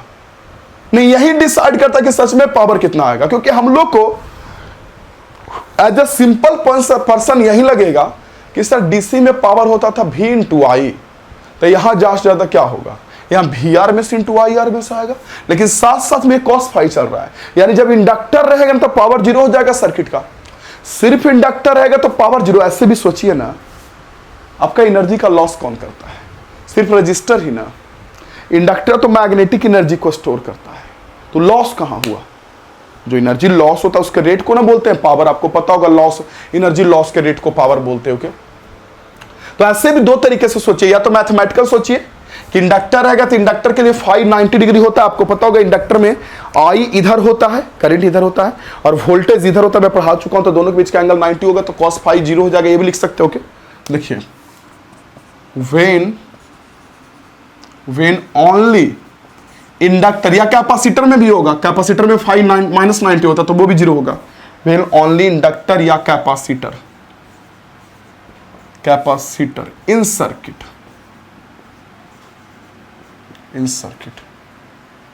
देन जो हमारा फाई फेज डिफरेंस ये कितना होगा, 90 प्लस 90 या माइनस 90। तो दोनों केस में अगर आप पावर निकालेंगे, तो V R M S into I R M S into क्या होगा, कॉस फाई की वैल्यू 90, तो कॉस 90 0 हो जाएगा। तो सॉल्व करेंगे तो यहां से पावर हमारा कितना आ जाएगा, 0। तो या तो आप मैथमेटिकल समझिए कि ऐसी सर्किट में सिर्फ इंडक्टर या सिर्फ कैपेसिटर रहेगा तो पावर 0 होगा, आप पे डिपेंड करता है। मैथमेटिकली समझिए, जो कि मैं समझा रहा हूं कि फाई 90 होगा तो कॉस 90 0 होता है तो पावर 0 होगा। और नहीं तो ऐसे रियल लाइफ से सोचिए ना कि एनर्जी खर्च कौन करता है, सिर्फ रजिस्टर ना। तो रजिस्टर रहेगा तो पावर आएगा, लेकिन इंडक्टर या कैपेसिटर तो एनर्जी स्टोर करता है, वो खर्च कहां करता है, तो उसके लिए पावर हमारा 0 आ जाएगा। आता है पावर 0 आता है। तो समझ में आ गया कि कॉस फाई जो यहां आया इसे बोलते हैं पावर फैक्टर। कॉस फाई को लोग बोलते हैं बच्चे पावर फैक्टर। पावर, ये देखिए पावर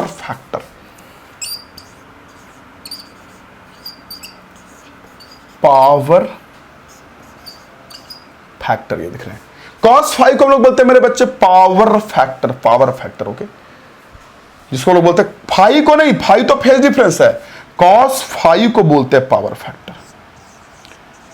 अब कॉस फाई निकालने के लिए तो मैंने बहुत सिखाया है भाई, याद है। हर एक बार फेजर डायग्राम बनाएंगे, जैसे मान लीजिए, अच्छा एक चीज और, सिर्फ आर रहेगा तो पावर आएगा, सिर्फ एल रहेगा तो पावर 0, सी रहेगा तो पावर 0। ओके, अगर एलआर सर्किट हुआ तो कितना होगा पावर, तो निकालेंगे आई आर में से इंटू वी आर में से इंटू कॉस फाई करेंगे। कॉस फाई तो निकालने के लिए आता है आप लोग को। अगर एल आर रहेगा तो ऊपर वी एल, इधर वी आर, और नेट भी ऐसे पास करेगा, तो कॉस फाई इक्वल टू क्या होता है, बेस बाई हाइपोटेनस। बेस हमारा कितने का होगा, बेस हमारा वी आर का बेस, और हाइपोटेनस कितने का, वी नेट का। कॉस फाई यही तो होता है, V R by V net. V net भी आपको पता है कि इसका स्क्वायर और इसका स्क्वायर का रूट होगा। तो वो तो क्वेश्चंस करेंगे तो आपको समझ में आएगा कि कॉस फाई कैसे निकालना, और कैसे निकलता है वो मैं बताता हूं भी। अभी एलसीआर के लिए बता दूंगा, बाकी तो आप खुद समझ जाएंगे कि कॉस फाई कैसे निकाला जाता है। एल आर, सी आर सब में अलग अलग होता है। ओके, तो ये चीजें क्लियर हो गई आपको कि सर हम वी आर में आई आर में पद दिया रहेगा और कॉस फाई निकाल लेंगे। जैसे मैं tan फाई निकालना सिखाया था एलसीआर में, एलआर में, तो वही ना कॉस फाई है, वहां tan phi, sin phi, cos phi भी दिखाया था। ये कॉस फाई है, यही पावर फैक्टर हमारा है। तो एक काम कीजिए, पहले यहां से यहां तक नोट कीजिए, तो और माइंड में रखिएगा कि रजिस्टर रहेगा तो पावर सिर्फ ये आ जाएगा, लेकिन इंडक्टर या कैपेसिटर सिर्फ रहेगा ये और ये, या दोनों भी रहेगा तो भी पावर 0 होगा। इंडक्टर क्या हो गया, एल, और कैपेसिटर क्या हो गया, सी।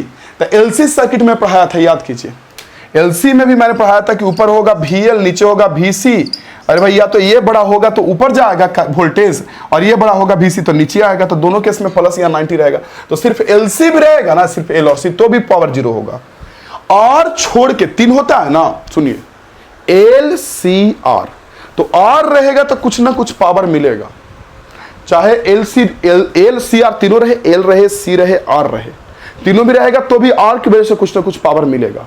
और तीनों रहेगा तो कॉस फाई निकालना हम आपको सिखाएं एलसीआर में। कैसे सिखाएं आपको एलसीआर में, ऊपर वीएल, नीचे वीसी, इधर हमारा वीआर, तो नेट ऐसे गया था, याद कीजिए, ये दोनों को माइनस करके, तो कॉस फाई हम आपको निकालना सिखाएं एलसीआर में। तो मैंने बोला कि अगर एल सी आर में तीनों रहेगा, या फिर मान लीजिए कहीं भी आर रहेगा, आर अगर रहेगा तो वहां पावर मिलेगा। लेकिन अगर मान लीजिए सिर्फ एल रहे, सिर्फ सी रहे, या एल सी दोनों रहे, एल और सी दोनों रहे, ये बोला एल सी सिर्फ एल सी, तो वहां पावर 0 मिलेगा। क्योंकि एल जो है वो मैग्नेटिक एनर्जी स्टोर करेगा, और जो हमारा सी है वो हमारा इलेक्ट्रिक एनर्जी स्टोर करेगा। इतनी सी बातें होंगी ना, एल हमारा मैग्नेटिक एनर्जी स्टोर करेगा और सी हमारा इलेक्ट्रिक एनर्जी स्टोर करेगा। तो एक काम कीजिए, पहले यहां से यहां तक नोट कीजिए, ये तो बैठ कर सोचिएगा तो आपको खुद आइडिया लगेगा कि सच में सिर्फ एल रहेगा तो भी 90, सी रहेगा तो भी माइनस 90 फेज होगा, और एलसी में रहेगा तो भी प्लस 90 माइनस 90 फेज होगा। तो फेज हमारा 0 ही मिलेगा, पावर हमारा 0 मिलेगा, पावर हमारा 0 मिलेगा। और नहीं तो ऐसे भी सोच सकते हैं आप कि एल रहेगा या सी या एलसी दोनों रहे, तो सर एनर्जी तो खपत नहीं करेगा, रजिस्टर तो है नहीं, तो वहां भी पावर जीरो मिलेगा, ऐसे भी सोच सकते हैं। नोट कीजिए, मैं 60 हटता हूं, नोट कीजिए। ओके, चलिए मेरे बच्चे, अब हम लोग देखते हैं power factor cos phi. Cos phi कैसे निकाला जाता है? कॉस फाई, ये देखिए कॉस फाई, और बहुत तरीके से मैंने कॉस फाई निकालने के लिए आपको सिखाया है। जिस दिन मैं पढ़ा रहा था आप लोग को अलग से different type of AC circuit का दूसरा पार्ट, इसमें एलसीआर पढ़ाया था, फिर एलसी पढ़ाया था, एलआर पढ़ाया था, तो उस दिन देखिएगा टैन फाई, साइन फाई और कॉस फाई तीनों निकाले थे। तो आप बस माइंड में इतना रखिएगा कि कॉस फाई को बोलते हैं पावर फैक्टर। चलिए मेरे बच्चे, तो अब हेडिंग कीजिए पावर फैक्टर कीजिए, तो जल्दी से जल्दी हेडिंग कीजिए पावर फैक्टर, और उसमें लिख लीजिए जल्दी से पावर फैक्टर क्या होता है जो। अब हेडिंग कीजिए पावर फैक्टर। ओके, चलिए बच्चे देखिए पावर फैक्टर, इसको डिफिनीशन से कैसे बताइएगा पावर फैक्टर को। देखिए कैसे, सुनिए। एक हम लोग जैसा सिंपल आदमी क्या सोच सकता है? हम लोग जैसा सिंपल आदमी सोचेगा कि जो पावर आएगा वो भी आरएमएस इंटू आई आरएमएस आएगा। ओके, और रियली में पावर कितना आया? भी RMS into I RMS into cos phi. नहीं, तो आपको लग रहा है कि रियली में जो आया और जो हम सोच सकते थे, इन दोनों का अगर रेशियो निकालू, देखिए भी आरएमएस से भी आरएमएस, इन दोनों का रेशियो निकालू तो कॉस फाई आएगा। देखिए ना, आप और हम सोच सकते थे कि पावर आएगा भी आरएमएस आई आरएमएस, रियली में आया कितना? भी RMS into I RMS into cos phi, into cos phi. तो ये जो रियली में हम लोग जो सोच रहे थे, इसको हम लोग बोलते हैं एक्सपेक्टेड पावर। जितना हम लोग सोच सकते थे कि आएगा, भैया हम लोग यही ना सोच सकते हैं कि भी हमारा डीसी में भी इंटू आई होता था, यहां भी आरएमएस इंटू आई आरएमएस होगा। तो इसको बोलते हैं एक्सपेक्टेड पावर, जितना हम सोच सकते थे, और इसको बोलते हैं एक्चुअल पावर, जितना आया। तो इन दोनों का रेशियो से डिफाइन किया जाता है actual power by expected power. और नहीं तो फिर कॉस फाई भी बोल सकते हैं कि फेज डिफरेंस जितना आया उसके कॉस वैल्यू को, जैसे फेज डिफरेंस को फाई से दिखाते हैं तो उसको क्या कॉस वैल्यू को बोलते हैं पावर फैक्टर। दोनों लिखा देता हूं, लिखिए पावर फैक्टर के ब्रैकेट में कॉस फाई लिखिए, हेडिंग की जब नीचे लिखिए पावर फैक्टर के ब्रैकेट में कॉस फाई लिख के नीचे लिखिए, लिखिए power factor of AC circuit is defined as the power factor of AC circuit is defined as the ratio between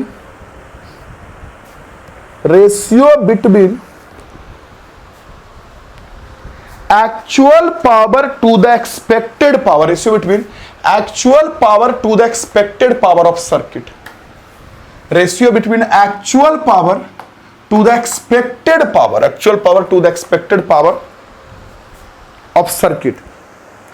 उसमें लिखिए आगे,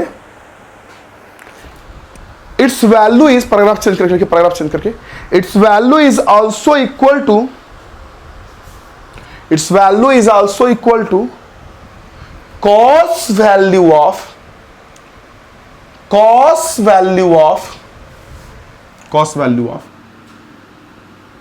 phase difference, cos value of phase difference between alternating current and alternating voltage, phase difference between alternating current and alternating voltage। Okay, तो सब circuit के लिए और नीचे लिख लीजिए power factor equal to actual power by expected power, power factor equal to actual power by expected power, लिख लीजिए actual power by expected power, power factor equal to. चलिए बच्चों, और वो लिख लिए तो बहुत अच्छी बात है, बहुत बढ़िया बात है, बहुत बढ़िया बात है। अब हम निकालेंगे कैसे अलग अलग केस में, बताइए। लिख लिया ना आप लोग, कर लिया ना अंदर बॉक्स में, ऐसे बॉक्स में ऐसे आपने करा ना कि power factor equal to, power factor जो हमारा है कॉस फाई, कितना मैंने बोला एक्चुअल पावर, लिख लीजिए actual power by expected power, power लिखिएगा actual power by expected power, expected POWR power, actual power by expected power, ये देखिए लिख लिया आपने। चलिए अब निकालेंगे कैसे कैसे, कौन कौन सर्किट था ये बताइए, कौन कौन सर्किट था और कैसे कैसे हर बार कॉस आपको पता होगा, अब देख के बताइएगा। देखिए सबसे पहले बात करता हूं वैल्यू ऑफ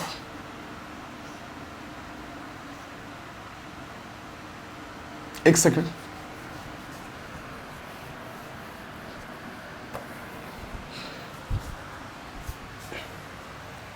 यस, तो अगर हम लोग स्टूडेंट्स, देखिए अगर हम लोग स्टूडेंट्स, मेरे बच्चे,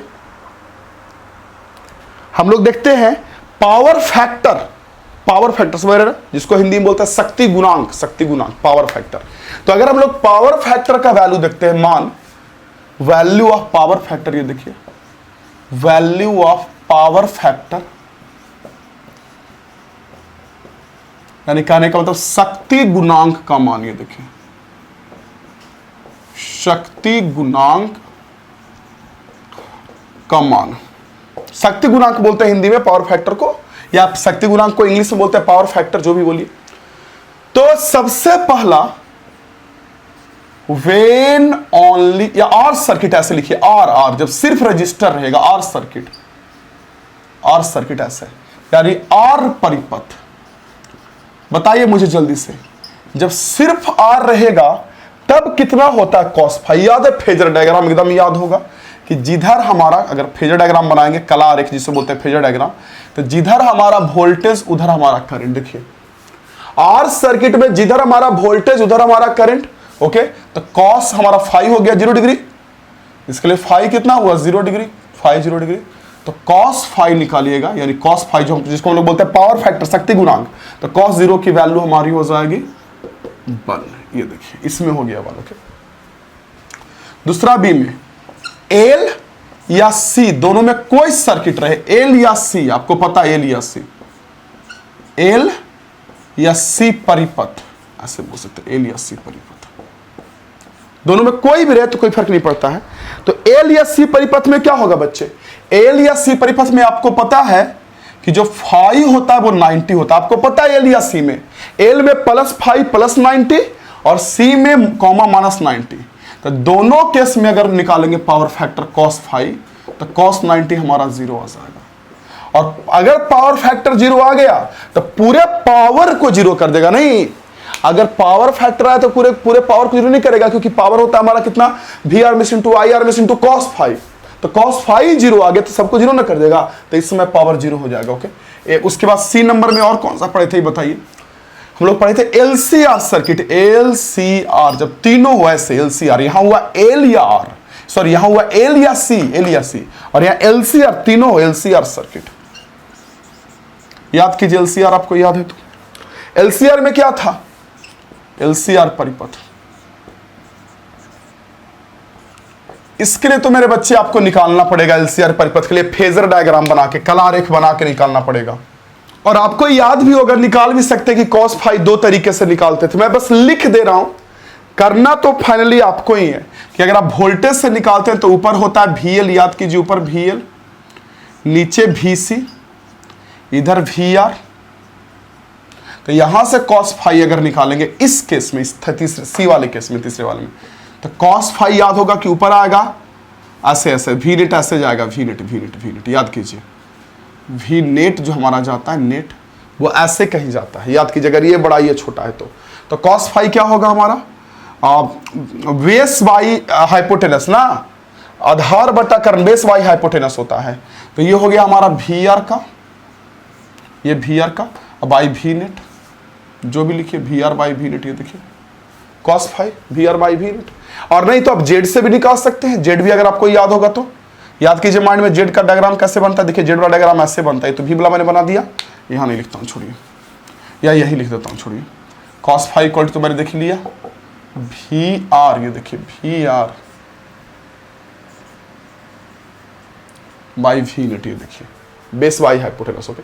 और नहीं तो जेड से भी निकाल सकते हैं, जेड से कैसे निकालिएगा, ऊपर होता है, आपको पता है कि ऊपर होता है XL, ये बात पता होगा, नीचे होता है XC, जैसे निकले कॉस फाई, इधर होता है R, तो इससे कॉस फाई अगर निकालेंगे LCR में तो आपको याद होगा कि कॉस इक्वल टू हमारा क्या होता है, बेस वाई, यहाँ भी हाइपोटेनस, बेस हमारा R का है और हाइपोटेनस को जेड बोलते हैं, जेड जो ऐसे पास करता है, जेड याद कीजिए। यानी कि आप जो फेज डिफरेंस होता है ना दोनों के बीच, करंट और वोल्टेज के बीच, तो उसके कॉस वैल्यू को ही बोलते हैं हम लोग, कॉस वैल्यू को ही बोलते हैं पावर फैक्टर, शक्ति गुणांक, ओके। अच्छा, सी के बाद डी में अगर मान लीजिए एलआर सर्किट हुआ, तो एलआर सर्किट, ये देखिए एलआर सर्किट, जिसको लोग बोलते हैं एलआर परिपथ, ये देखिए एलआर परिपथ,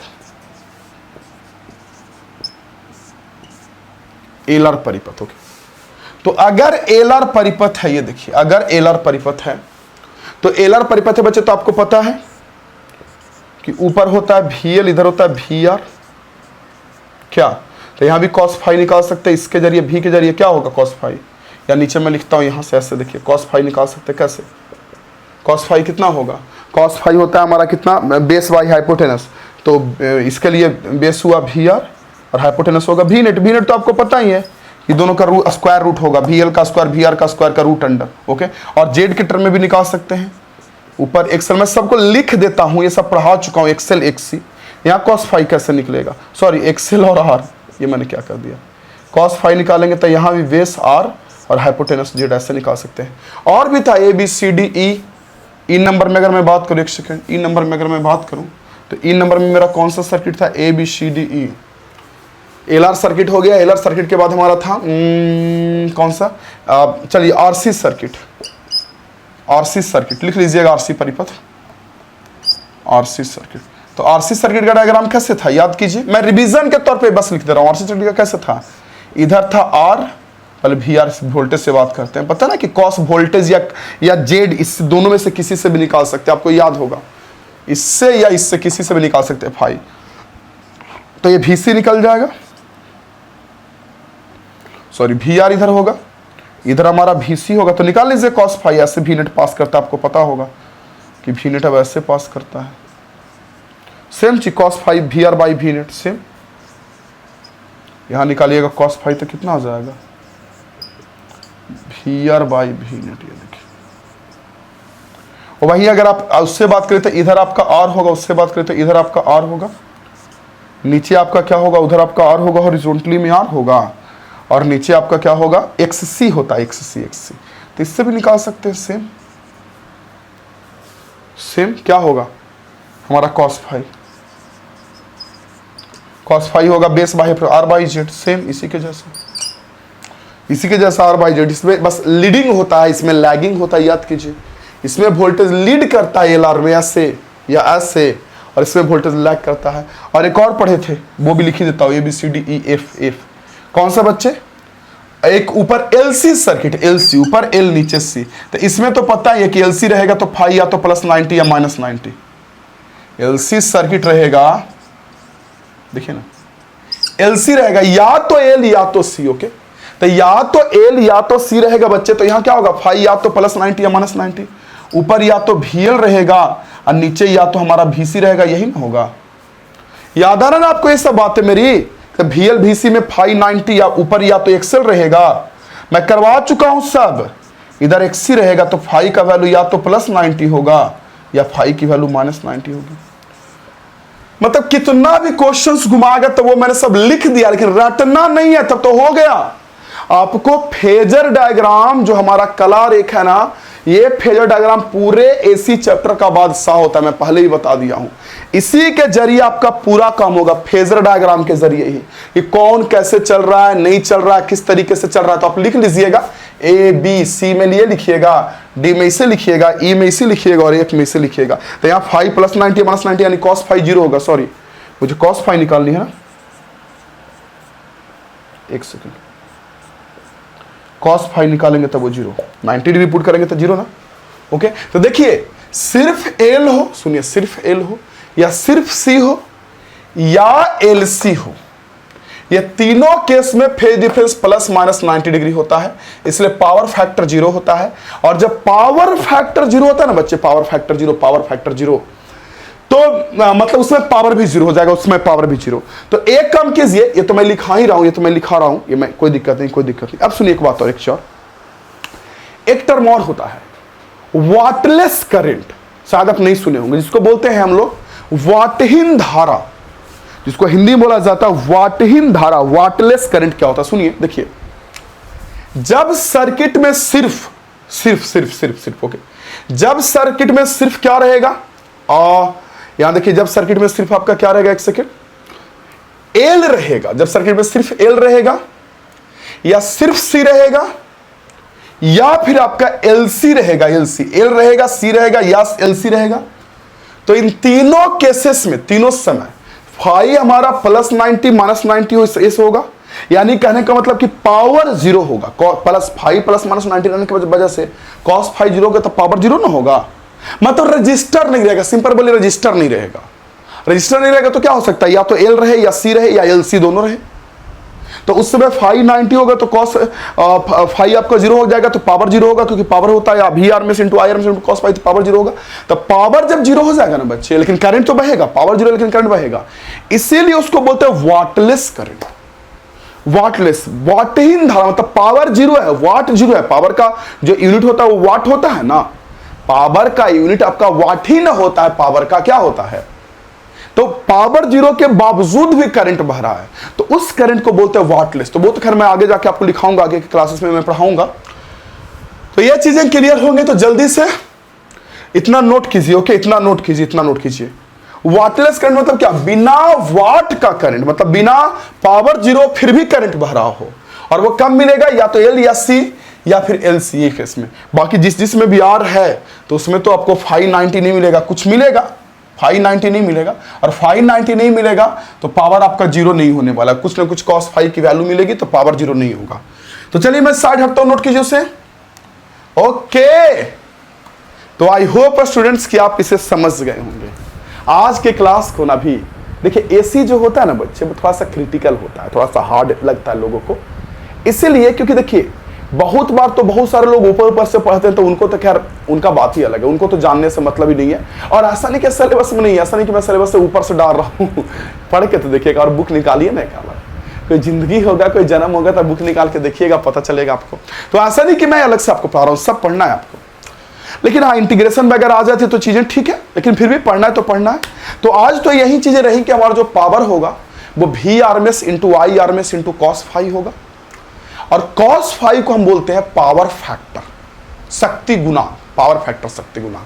तो आई होप स्टूडेंट्स के समझ गए होंगे मेरी बातों को, इतना समझ गए तो बहुत अच्छी बात है। और माइंड में रखिएगा कि जब सिर्फ एल या सी या फिर एल सी रहे तो इन तीन केस में, यानी आर ना रहे, तो उस समय शक्ति गुणांक का वैल्यू जीरो आता है, क्योंकि 590 होता है, 590 कलांतर, फेज डिफरेंस 90 होता है, फेज डिफरेंस कलांतर जिसे बोलते हैं हिंदी में, तो cos 5 हमारा जीरो आता है। ओके, तो समझ गए तो ठीक है स्टूडेंट्स, मिलते हैं आपसे अगले क्लास में। पढ़ते रहिए, सीखते रहिए, समझते रहिए। थैंक यू, जय हिंद, वंदे मातरम।